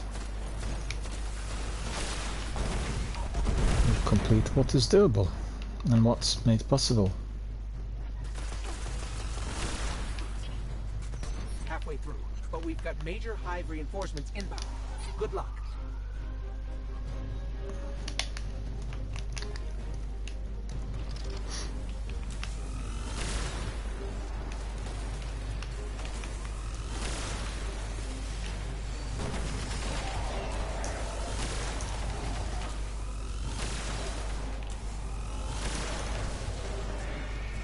Splicer Captain.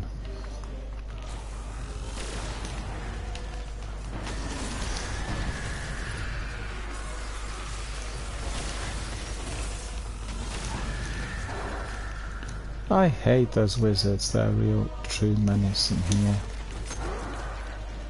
Oh, that's not what I need. Need to change to my raise lighter.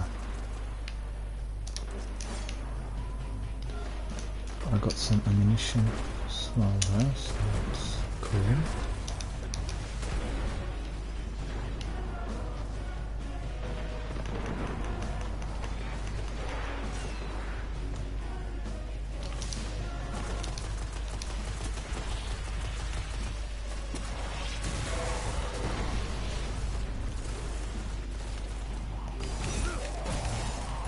Well, that's it. Get out of here. Sounds like a good idea. Leg it. Our friends are so fast. Mr. Diesel's gone. He's not longer there.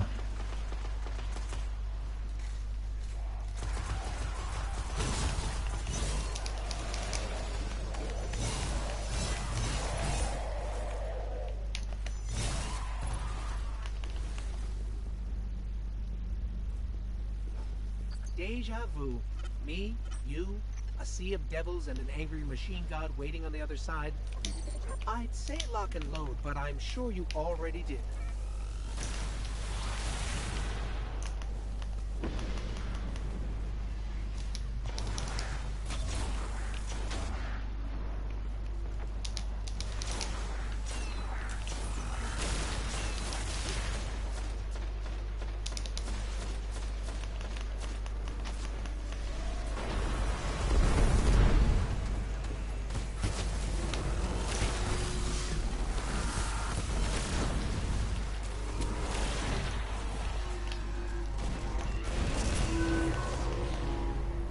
It's amazing that it's actually completed so fast.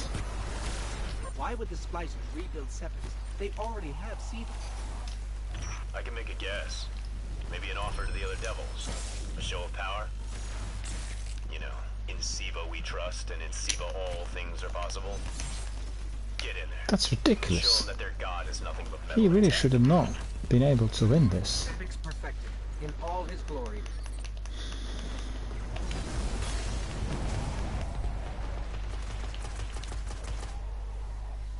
I can just fire it in the air now. That's annoying. That is truly annoying. Ah, there I go. Sepix.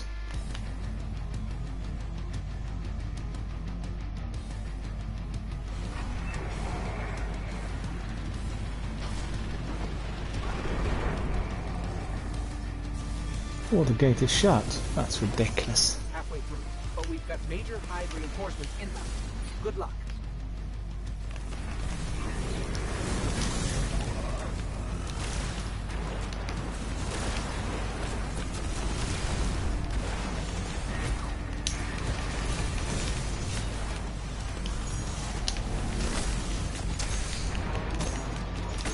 No, I haven't got it. Didn't die. Fire off one round of Scorched Canyon 10. Should have been well dead. Thank you.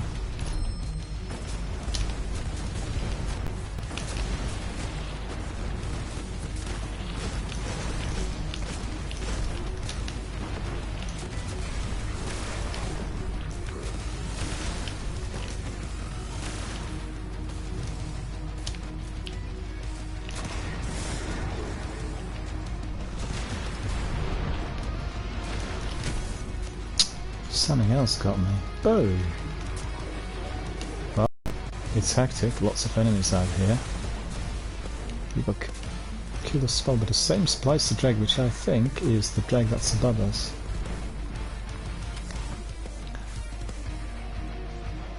There's a sniper somewhere.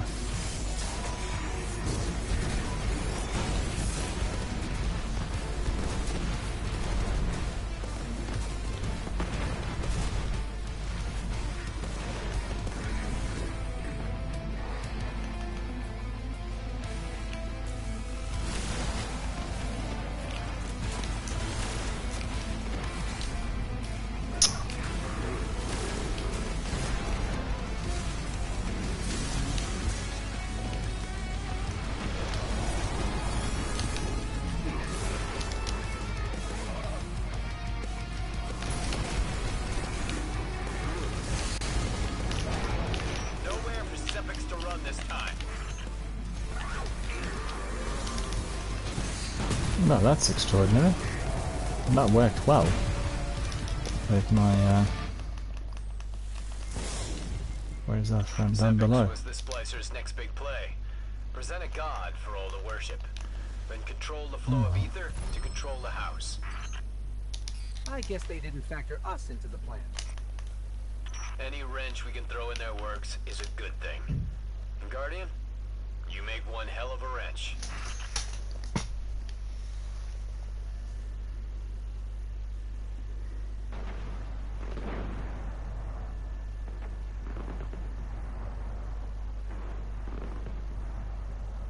Well, that's some sort of fireworks celebration, which you would expect out there.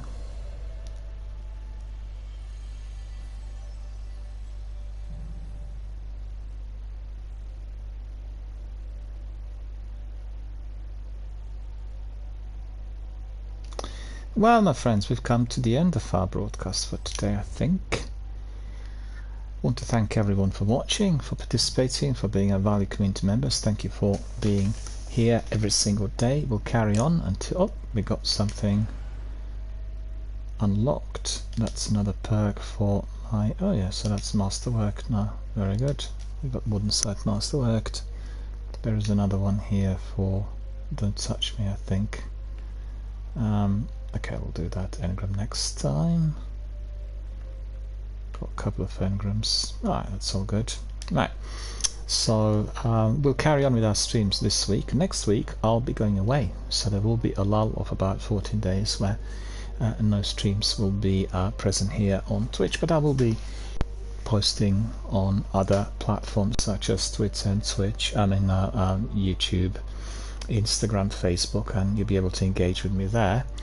Make sure you always follow my Twitter in order to get daily news on everything that's happening in industry. There will be quite a few arising from the 22nd to about 7th or 8th of September, as we have first of all the Showcase event launched on the 22nd of August, and then the 6th of September is the release of Starfield. Some people are going to be able to play Starfield already towards the end of August on the 31st, and that's a week earlier than the rest of us. So just, you know, keep your eyes peeled for further news on the very, very early kind of gameplay and the early reactions. Everyone's very excited. Starfield, one of the biggest games of this year and of the decade. So everyone is definitely hyped up to see what the game's going to be like. And I'm quite certain it will be a bit like Baldur's Gate 3. There'll be huge excitement and definitely a lot of quality. Alright friends, so thank you for watching, thank you for supporting my stream, thank you for supporting the channel, most importantly thank you for supporting Mind Charity and our charitable fundraiser here. I shall wish you all a very, very good night, and I shall see you all tomorrow. Take care.